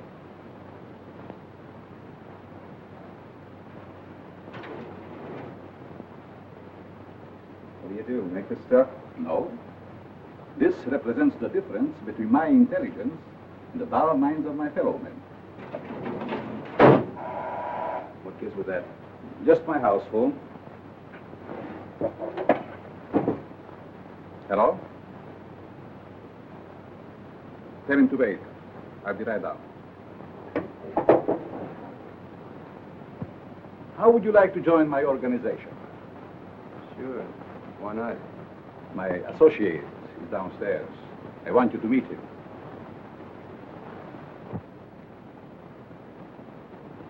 Hello.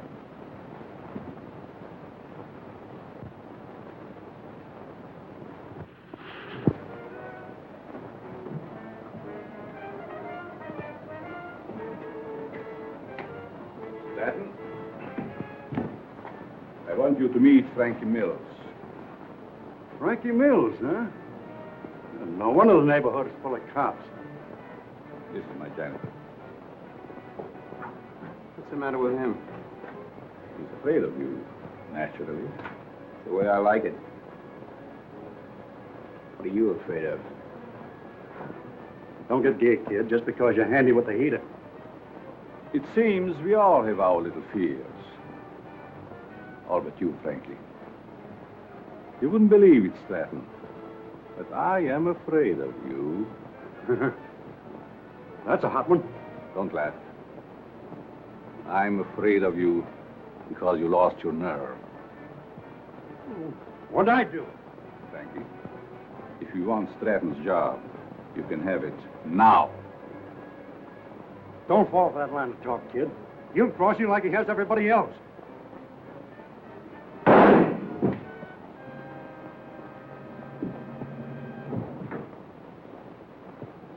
You're not afraid of him now, are you? Good work, Frankie. What are you going to do with the stiff? You shall see.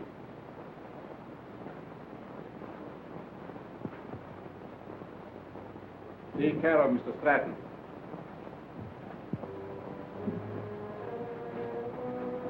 Dormitory of the dead.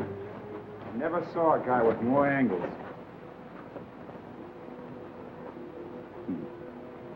These mildewed skeletons who sleep so quietly now were once my partners, like Stratton.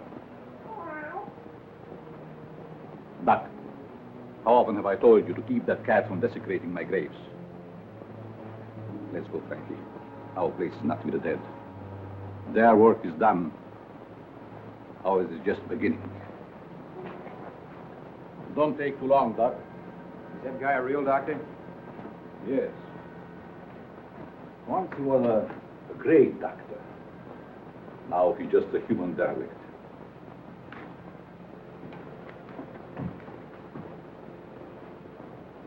Just a derelict, eh? And still a great doctor.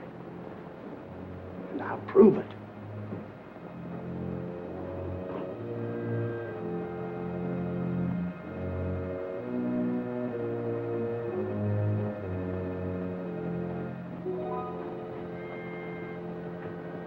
I will save you, Stratton. Save you from the dead. Then you'll belong to me.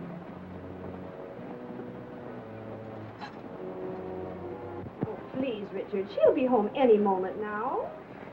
Always late. Why can't she be on time just once? But you know Judy's time is not her own these days. Mrs. Malvern, when are you going to put a stop to all this? Why can't you stay away from that place? Well, after all, Richard, you're the one that can make her understand. You think so? I have it out with her. I'm certain you can prove to her which is more important, you or that Carl, or whatever his name is, who runs that awful place on the Bowery. I'll try. Oh, Richard, you're a dear boy. Oh, it'll make me the happiest woman in the world. Well, how cozy. Judy. Maybe I'd better leave. Judy, I want to talk to you. And I suppose Mother will be the interpreter. Judy Malvern, what's come over you? Richard has been waiting patiently for over an hour to see you.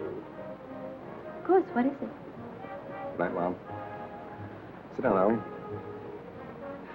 Please, sit down. Oh, this won't take very long. Now, what have you to tell me that's so important? Judy, I want you to give up that silly job. Saving humanity. It's ridiculous. And I suppose I should spend the rest of my life on your yacht. No, I'm not asking so much, considering that... Considering what? Considering that I don't want my future wife wasting her time and... Your future what? Mm-hmm. I practically told your mother already. Now, suppose you be a good little boy and run along. Come back tomorrow and tell my mother I think you're both having hallucinations. Okay. See now how you feel about it? Let's forget it. Oh, Richard.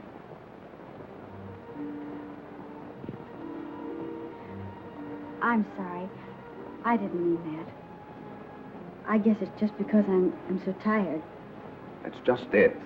You stop working down at that mission and take stock of yourself. Judy, do you realize you've given up your friends, your social life, everything? For what? For the opportunity of helping the underprivileged. You should be proud of me for that, Richard. Proud of you? For working in the Bowery? That's no place for a girl like you. And that Wagner who runs the place. And what about him? I'd like to meet him, that's all. You and Mr. Wagner have nothing in common. Nothing. Except you. Oh, so that's it. I never thought of that. See, it's true. I knew there was another reason for you and Carl spending half your nights down there. You've no idea what a mysterious fondness I have for that man. It's no mystery to me. You're infatuated with him. So you found out. Do you really believe that? Sure I do. Go ahead and have all the fun you want. You and your social work.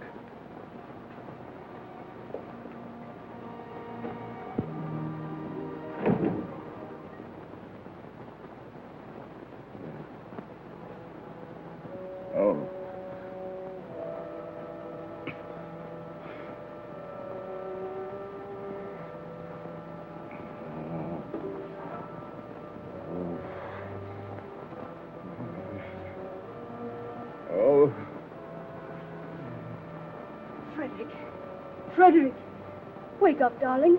Yes. What is? You were having one of those horrible nightmares again. Is there anything I can get you? A glass of water, maybe? Thank you. Oh, yes. Go back to this. You sure? Mm-hmm. Good night. Good night, darling.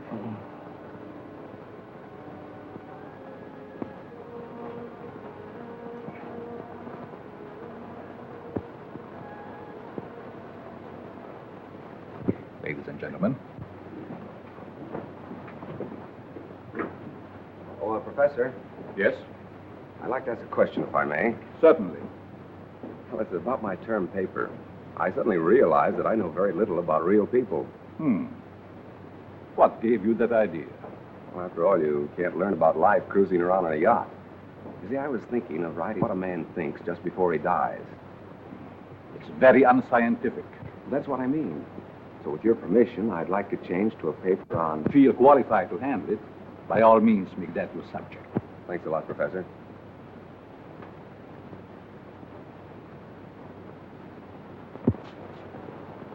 Sergeant Crawford reporting. You sent for me, sir?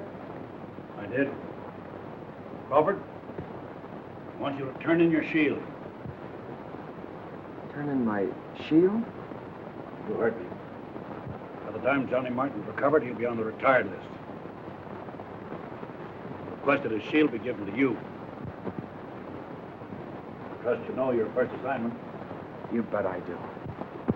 Good luck, boy. Thank you.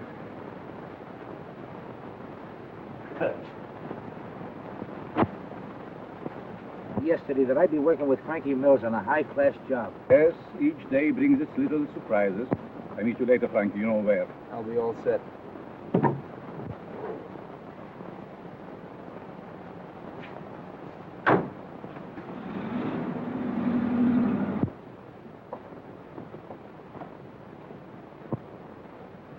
You have the idea now, haven't you? Oh, sure. We cover Frankie's getaway from here. It's a natural. That's right. Gee, you're smart to figure all this out.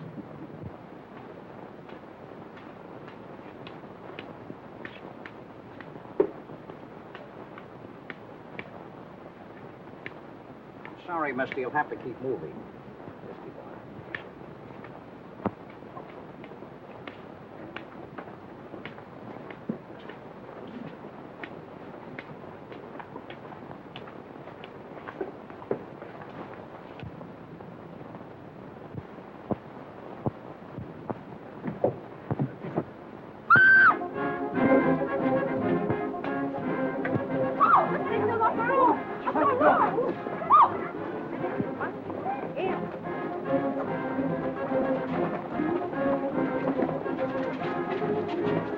Back up, people, back up. Back up.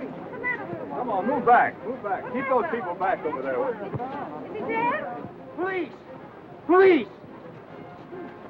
Help! I've been robbed! You stay here, Jim. George, you come with me. Hurry, boys. I've been robbed. I can feel the hot breath of the outraged public on my neck. These crimes are a disgrace to the city and a menace to our citizens. You'll have to produce results or resign.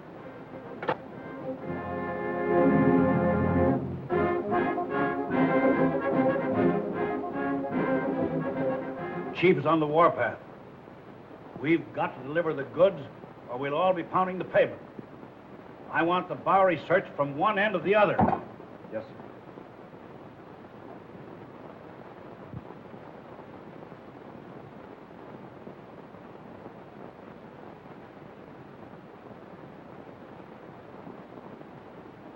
Things are sure tough, aren't they? Well, how would you know, slummer? You wouldn't think it to look at me, but I'm down on my luck, too. Well, you wouldn't think to look at me that I'm rolling in dough, would you? Say, Bud, got a cigarette? Sure. Hey, aren't you forgetting something? Yeah, you got a match? Yeah. Hey, mind answering a few questions?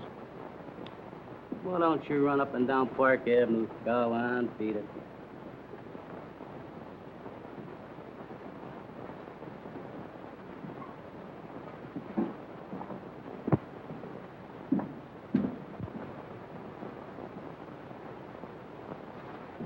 Hello, Sonny. Anything I can do for you?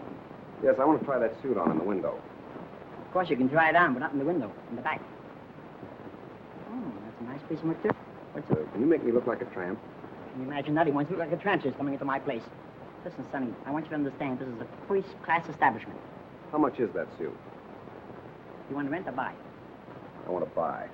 A cash customer. Why don't you say so in the first place?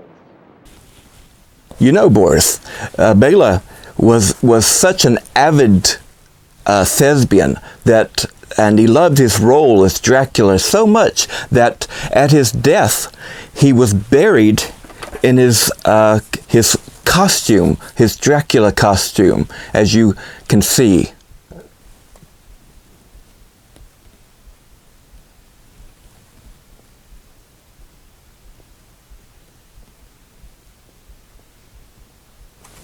He was an interesting and dedicated actor. It's been said, now I don't know how much it's true or not, but it's been said that when he was getting ready for roles such as Dracula, that he would stand in front of a mirror and he would stare into it, and he would go on hunger strikes so that he would get the right feel, the right hungerness into his performance.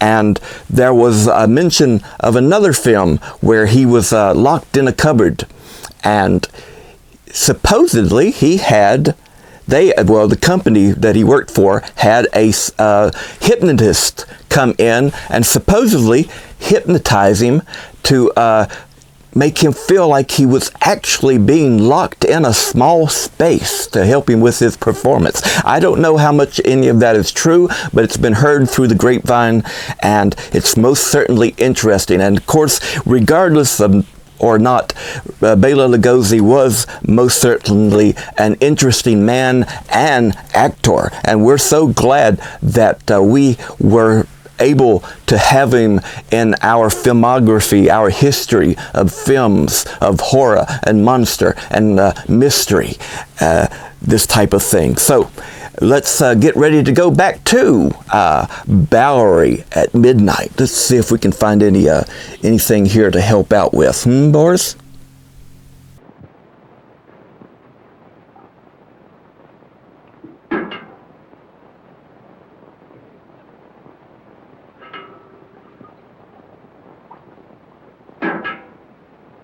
Thank you, Mom. You're welcome.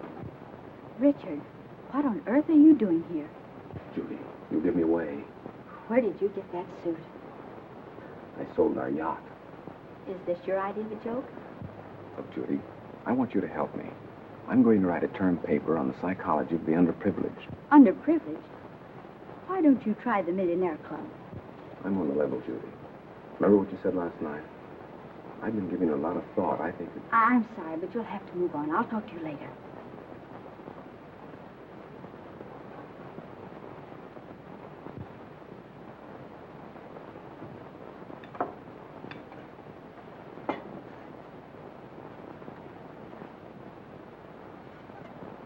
What kind of people are letting them here nowadays? Hey, look at this. Not bad. Not bad at all. The Asterfelds announced the coming out of their daughter. Coming out. Coming out of what? Well, I guess they keep their kids locked up. What's the matter? You illiterate or something? Come on, let's get to a clean table.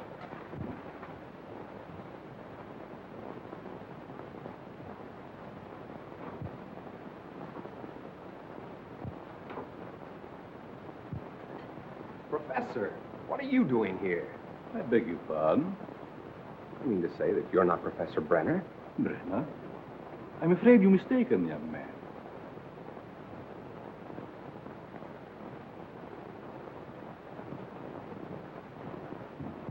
Look, Professor, I'd know you any place. Come in. I see it is useless to try to deceive you, Mr. Tennyson. You must be here for the same reason I am, to do some research. You're right. But I intended to keep it a secret until I am ready to reveal my findings. You don't have to worry about me, Professor. I can keep a secret. I have no doubt about that. What did you bolt the door for? Oh, so we will not be disturbed? You see, Mr. Dennison, I'm conducting this rescue mission for the purpose of studying men. I'll bet you've gathered some wonderful material. Indeed, I have. Would you like me to show you around? That would be great, Professor. Come. Step in.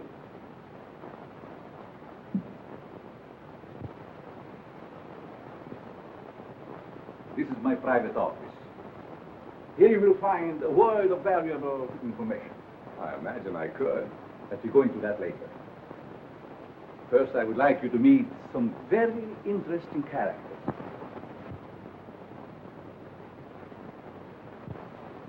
Follow me.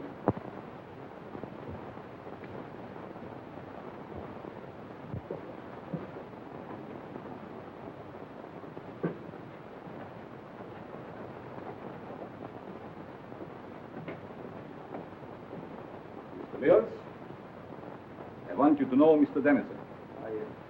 Glad to know you. This man is an interesting study in psychosis. I suppose you have never met a homicidal maniac before. You mean he's a... What are you talking about? Ask Frankie some questions. Well, I don't know where to begin. Ask if it gives him pleasure to take human life.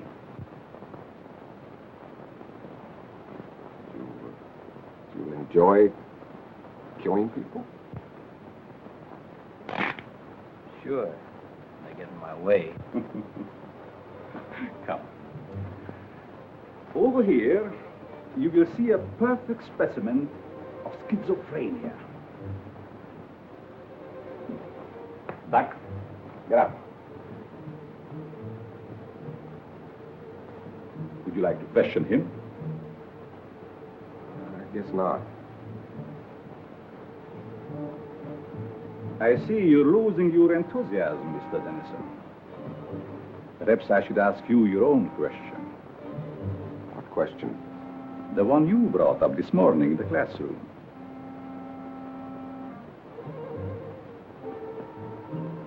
You see what fear does to one's memory? This morning you wanted to know what a man thinks about just before he dies. That's unscientific. You said yourself you can't ask a dead man. But you can ask yourself, Mr. Dennison. You must be joking. Frankie Mears doesn't joke. Do you, Frankie? You can't be serious. This is like a crazy nightmare. Think. You have 30 seconds to answer that question. I'm getting out of here. I'm afraid not, Mr. Dennison. Think. Please, Professor. What are you thinking? You're mad. Insane. All right, Frankie. Don't!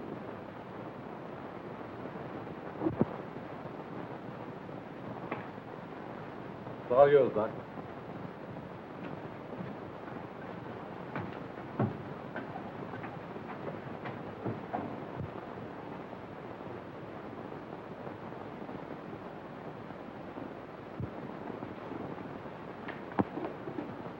How are you, my pets? Hungry, eh? Well, you shall have food. And a new companion, too.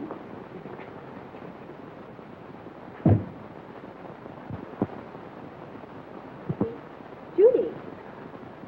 Oh, what time is it? Well, it's only 9 o'clock. I woke you because Mrs. Dennison just phoned. Richard didn't come home last night, and the whole family is frantic. They thought perhaps you might have seen him. I did see him last night. Where? Your important Mr. Dennison came into the mission last night, dressed like a tramp. Richard did that? Why, I can't believe it. Nevertheless, it's true. Well, I'll call her back, and you talk to her. I don't know why she's in such a dither. I mean, dozens of men every night who've been missing for years. Nobody gets excited over them.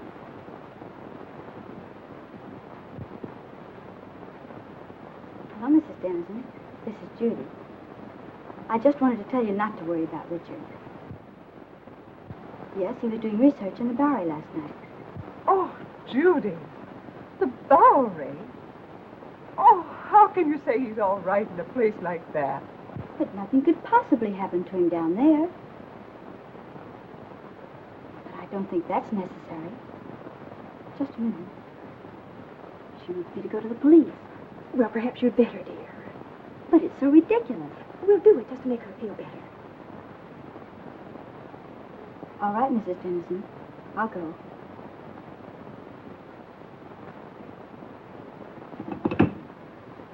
Did young Dennison explain why he came to the mission? He said he was studying types, doing research work for a college thesis. Tell me, Miss Malvern, how well do you know this fellow that runs the mission, Carl Wagner? Quite well. Why do you ask? Because Dennison and Frankie Mills were last seen in Wagner's mission. But surely you don't suspect that Mr. Wagner had anything to do with their disappearance? Well, I don't know, but I intend to find out. Crawford, you better drop around and see Mr. Wagner right away. He's there only at night. Where is he during the day? I really don't know. But, Captain Mitchell, couldn't something be done about it right away? We're doing everything that's humanly possible, Mrs. Dennison. Crawford, you better follow through on this case. Yes, sir, and if it's all right, I'd like to take Thompson with me. Good enough. Thank you. Will you pardon me? Of course.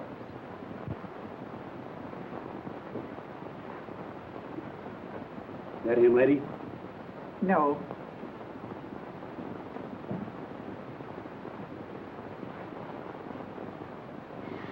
That him? No. Charlie. Why, Judy. Did you know him? Yes, he was staying at the mission. What happened to him? This one fell from a tall building. That's dreadful. Across the street from the jewelry store, just as it was being robbed.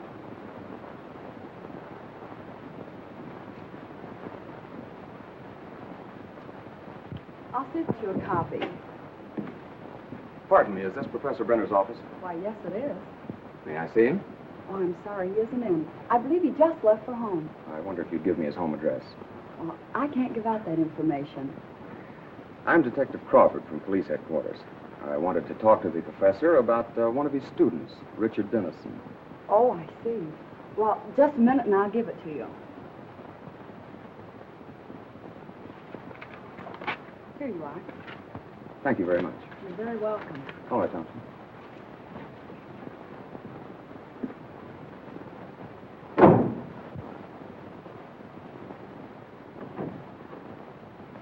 Oh, Professor, I thought you'd gone home.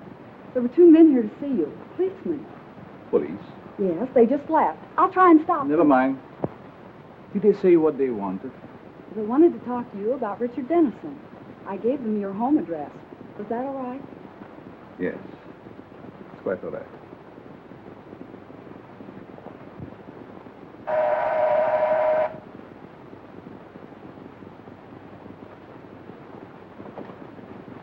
Mrs. Brenner, Yes, we'd like to talk to your husband. he isn't home, but I'm expecting him any moment. Won't you please come in? Why, yes, thank you. I'm Detective Crawford, and this is Detective Thompson. Detective? Oh, don't be alarmed. We merely want to question the professor about one of his students. Oh, I see. Won't you please be seated? Thank you.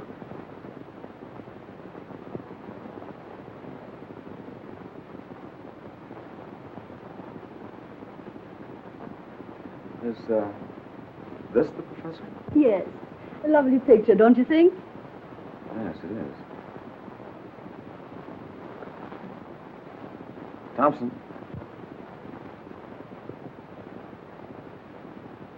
Where have you seen him before? Why, that's Carl Wagner, down in the Bowery. Or his double. What are you saying?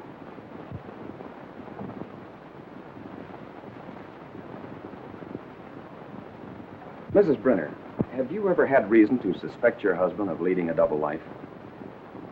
That's ridiculous. My husband is a famed psychologist. That's only the half of it. This man is also known as Carl Wagner, and he operates a mission in the Bowery, the one where Richard Dennison was last seen. And we have reason to believe that he's using the place to cover criminal activities.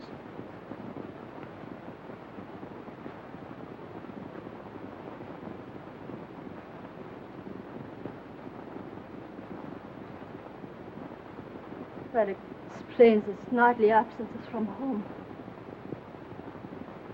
The expensive jewelry.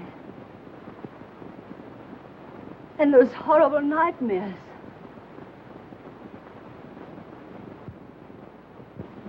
I'm sorry, Mrs. Brenner, but we'll have to take you to headquarters for questioning. I understand. I'm quite willing to go. I get my hat and coat.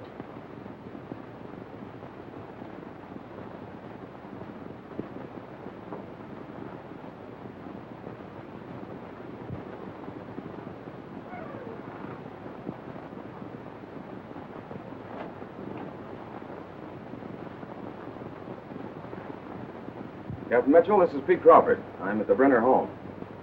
You'd better prepare yourself for a thunderbolt. I've just discovered that Professor Brenner is none other than Carl Wagner of the Friendly Mission.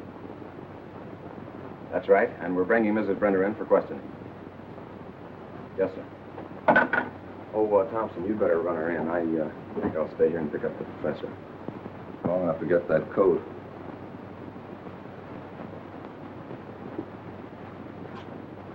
Mrs. Brenner?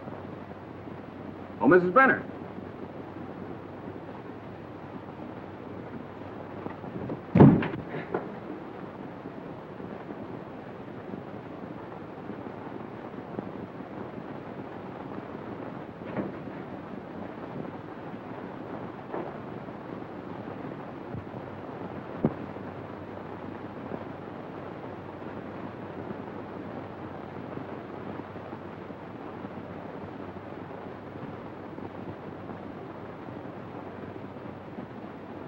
Jim, there, I blitzed you again.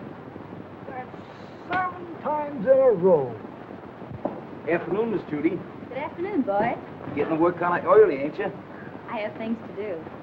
Say, have you seen Mr. Wagner around? Well, ma'am, I ate.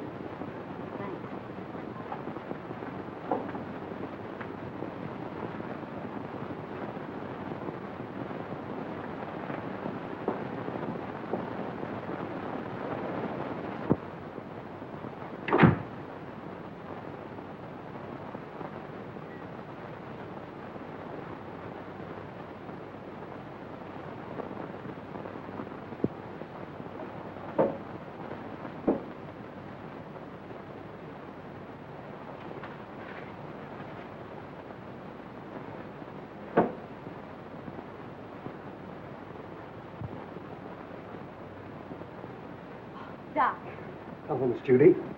what is this? Where did you come from? I can't tell you that. Why not? Carl would kill me. You mustn't let him know you've even seen it. Oh, don't be fantastic. Why, Carl wouldn't hurt anybody. I know that. I mean, he just wouldn't like it. Well, I'm your friend, Doc.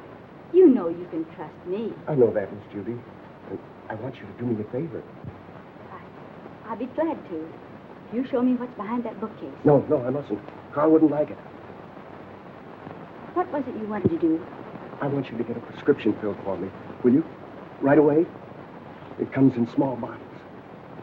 What do you want this for? It's good for me. I'm a doctor. I know what's good for me. If I get this filled, will you show me what's in there? If you keep it a secret and get it for me right away. All right. You stay here. I'll be right back.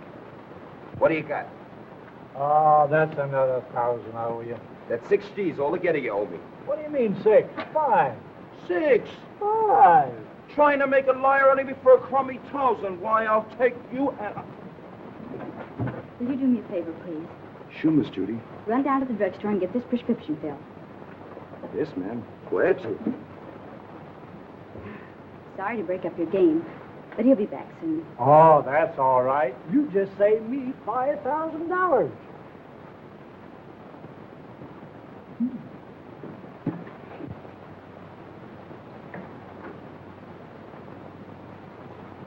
I sent one of the boys after it. Come on now, open up. Don't you ever tell a soul.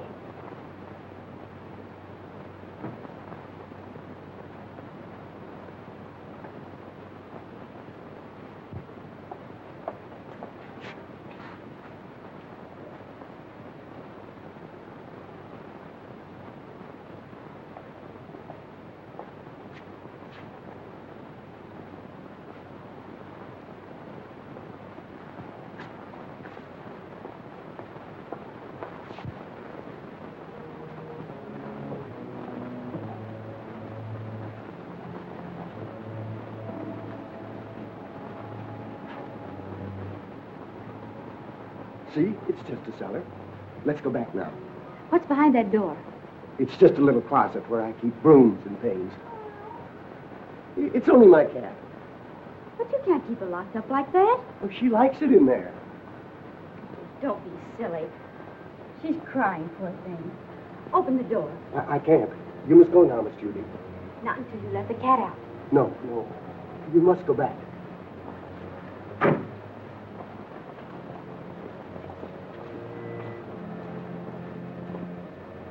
You want that prescription filled, don't you? Huh.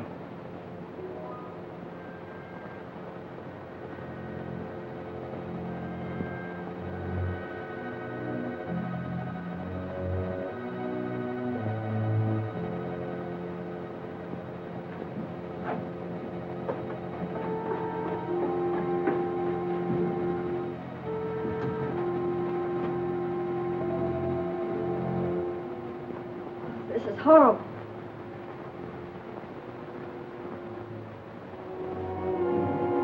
Remember, you must never say a word about this.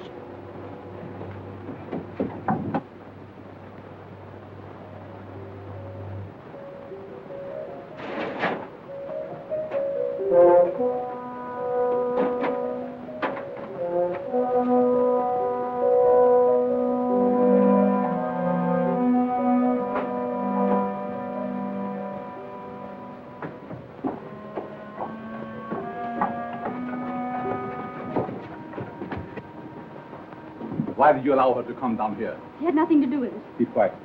The police are right. You're a fiend. Richard Dennison did you no harm, and you killed him. What do you propose to do about it?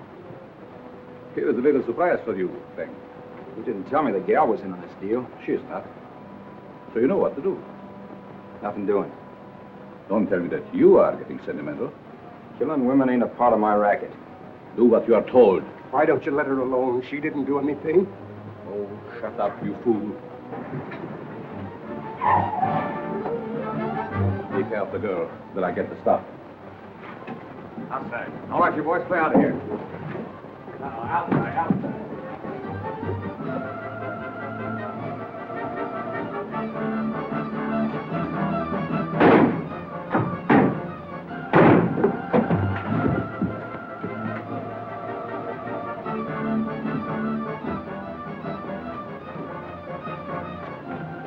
Police.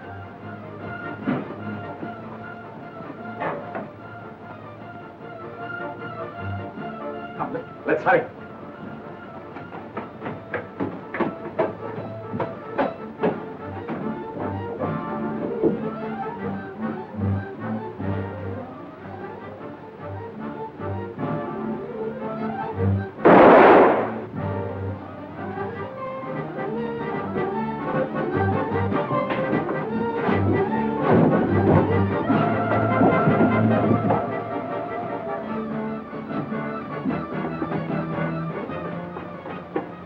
I know the very place for you to hide, where no one will ever find you. Come with me.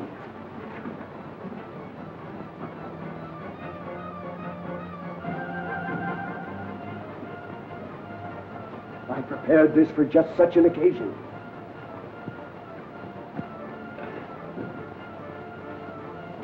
Miss Melvin. Quick, they're down below.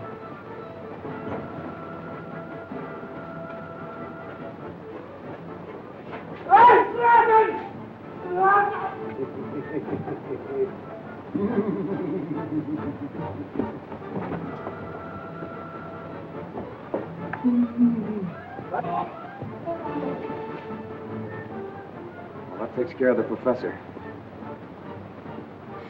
Richard! And we'll be married. Yes, Richard. And you can do your social work anywhere but the Bowery. Yes, Richard. We'll have 6 kids, 3 boys and 3 girls. Yes, Richard. Come here.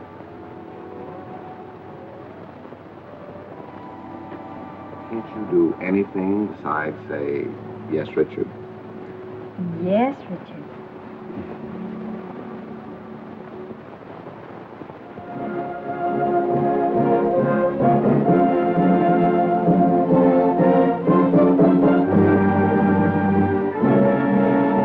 What a great film. Hey, Boris, what a great film. And Bela Lugosi, all night, double feature, 3 times the Lugosi in 2 films. My goodness, evilness gracious.